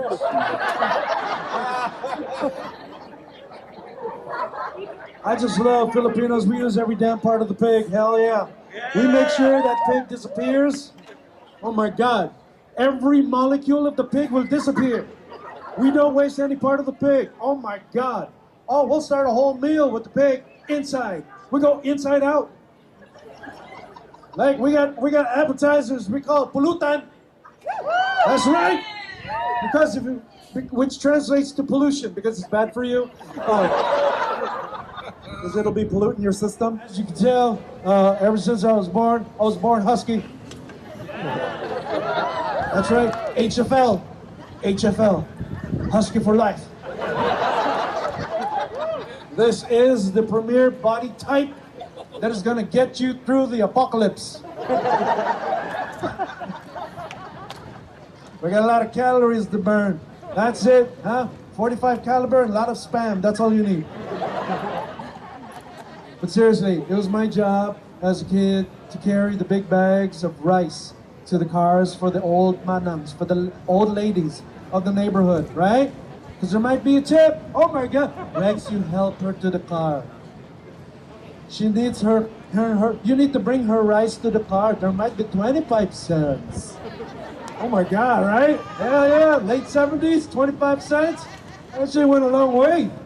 Oh my God, that went a long way, huh? But let me tell you right now, we didn't call it just rice. If you go to the Filipino grocery store, well, we got a word in Filipino for uncooked bags of rice. It's called bigas. Bigas. So I was the bigas boy.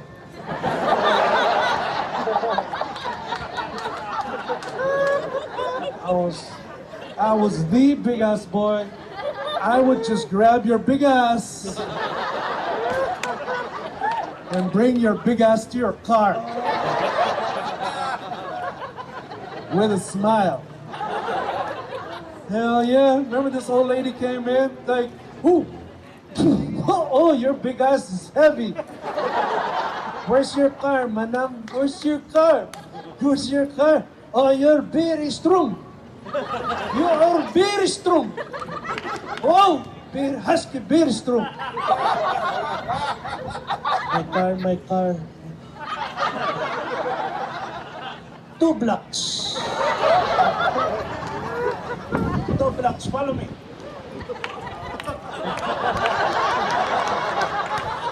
Actual speed. I'm screwed. Oh my God, 2 blocks later, I don't see no red Corolla. There's no red Corolla parked anywhere 2 blocks. Yeah, I'm just being a gentleman. Manam, you said your car is here. It's 2 blocks. Where's your car? I don't. Your big ass is hurting my face. It's hurting my face. Where's your car? Where's your car, manang? Oh, I'm very sorry. I'm very sorry. Oh, I'm forgetful. Oh, my car. Two more block. Two more block. I promise. Two more block. Follow me. 2 more blocks. 4 blocks in total. 4 blocks in total. Oh my God. At the 4th block, it said, forget, this joke ain't funny anymore. I'm not laughing inside anymore. Manang, 4 blocks, I still don't see your Corolla. Where's your, I'm gonna drop your big ass. You said 2 blocks ago, then we're gonna find your car, and there's no car. And then you made me walk 2 more blocks, and I still can't find your car. Where's your car? Where's your car?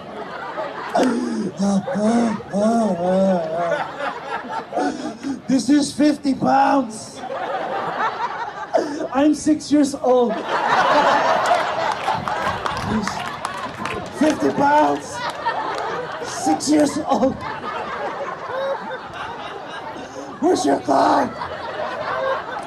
Ay nako, I'm very sorry. I'm very sorry. There's my car. Parked in the driveway of my house.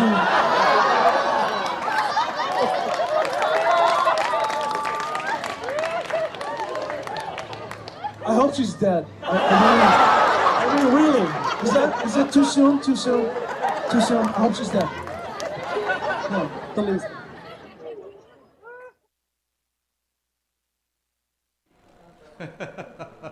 Oh my goodness, was that hilarious or what? Rex still has it, the legendary Rex Navarrete, everybody. Live at Capo Gardens, by the way, in Soma, Pilipinas. Check it out if you ever get a chance. One more time, Rex Navarrete, the legend himself. Hey, this has been so much fun. I swear, just hanging out with everybody here this afternoon. If you're kind of wondering, we're still doing stuff at Bindlesliff Studios, so go check them out on their website. Also, the TNT Tricycle guys, you know, Paolo Ascension and Mike Arcega, they have a great project going on at the St. Joseph's Art Society. Check that out too. Just hashtag TNT Tricycle, okay? And check that out. Tongue in a Mood for the fans out there. That's one of my groups. Yes, yes. We wrote a book, and what's going to be happening is we're doing a launch on October 17th at St. Joseph's Art Society. So check that out. Mark your calendars in time for Filipino American History and Heritage Month. Thank you again for coming out. Now I'm just going to throw it out to my colleagues as man go, right? Let's hear it one more time for the ladies. Thank you so much. Fatima. Samson, you're the best. Oh gosh, but I just wanted to give a shout out to my Reya Sunshine. Oh my You goodness. see that back there? Oh my goodness. yeah. So many men goes to my DMs and tell me that joke, or tell me that pickup line all the time. But yeah, you're like so special to me. So it's like so nice. I love you, my dear. I wouldn't want to do this All right. without you. Well, if you enjoyed us today, don't forget to check out Hello Reya Energy tomorrow. I'll be hosting. And no, she's holding my mic for me, but then I'm gonna drop it tomorrow. Boom! What? So it's going to be amazing. We have an amazing lineup for you guys, so you don't want to miss it, especially with the TFC showcase. Yay! And of course, shout out to Kumu. They're gonna announce the winners tomorrow, right? Yes, we had a U.S. live stream challenge last night, and it was so successful. Many U.S. live streamers came through and celebrated Pistahan, so that was amazing. Yay! Our heritage and our culture. Represent. All right. Speaking of representing, we'd like to kick it over to our social media team. Hey, social. Woo! It's okay. Don't trip. Don't trip. I will for you. Okay. All right, Kikani. This is Kikani, one of our legendary Pistahan babies. Yes, she is. Men don't go near her, okay? No man goes away, right? Just kidding. Man come. Oh, man come. Oh, her dad's hella laughing in the background, so please, and he's gonna get it. So. All right, Kikani, come on, tell us, how has social media been for the festival for day one? Well, we've seen all of your comments in our chat on Facebook and Kumu and YouTube, and we want to give some special shout-outs and a reminder to keep commenting tomorrow if you want to be shouted out. So shout out to Lynn Buti watching from Lake Cebu in the Philippines and William Lee from Concord, California. Keep sending your jokes and your comments, and we'll shout you out tomorrow. Yay! Did you have a joke for us? No. Oh, well, you know what I was gonna say. After today, I had so much exercise. What? Exercise. Really? Just, oh, I thought you meant extra rice. Wah, wah. Okay, thank you. All right, with that being said, day one Pistahan is officially closed. Keep a lookout as Pistahan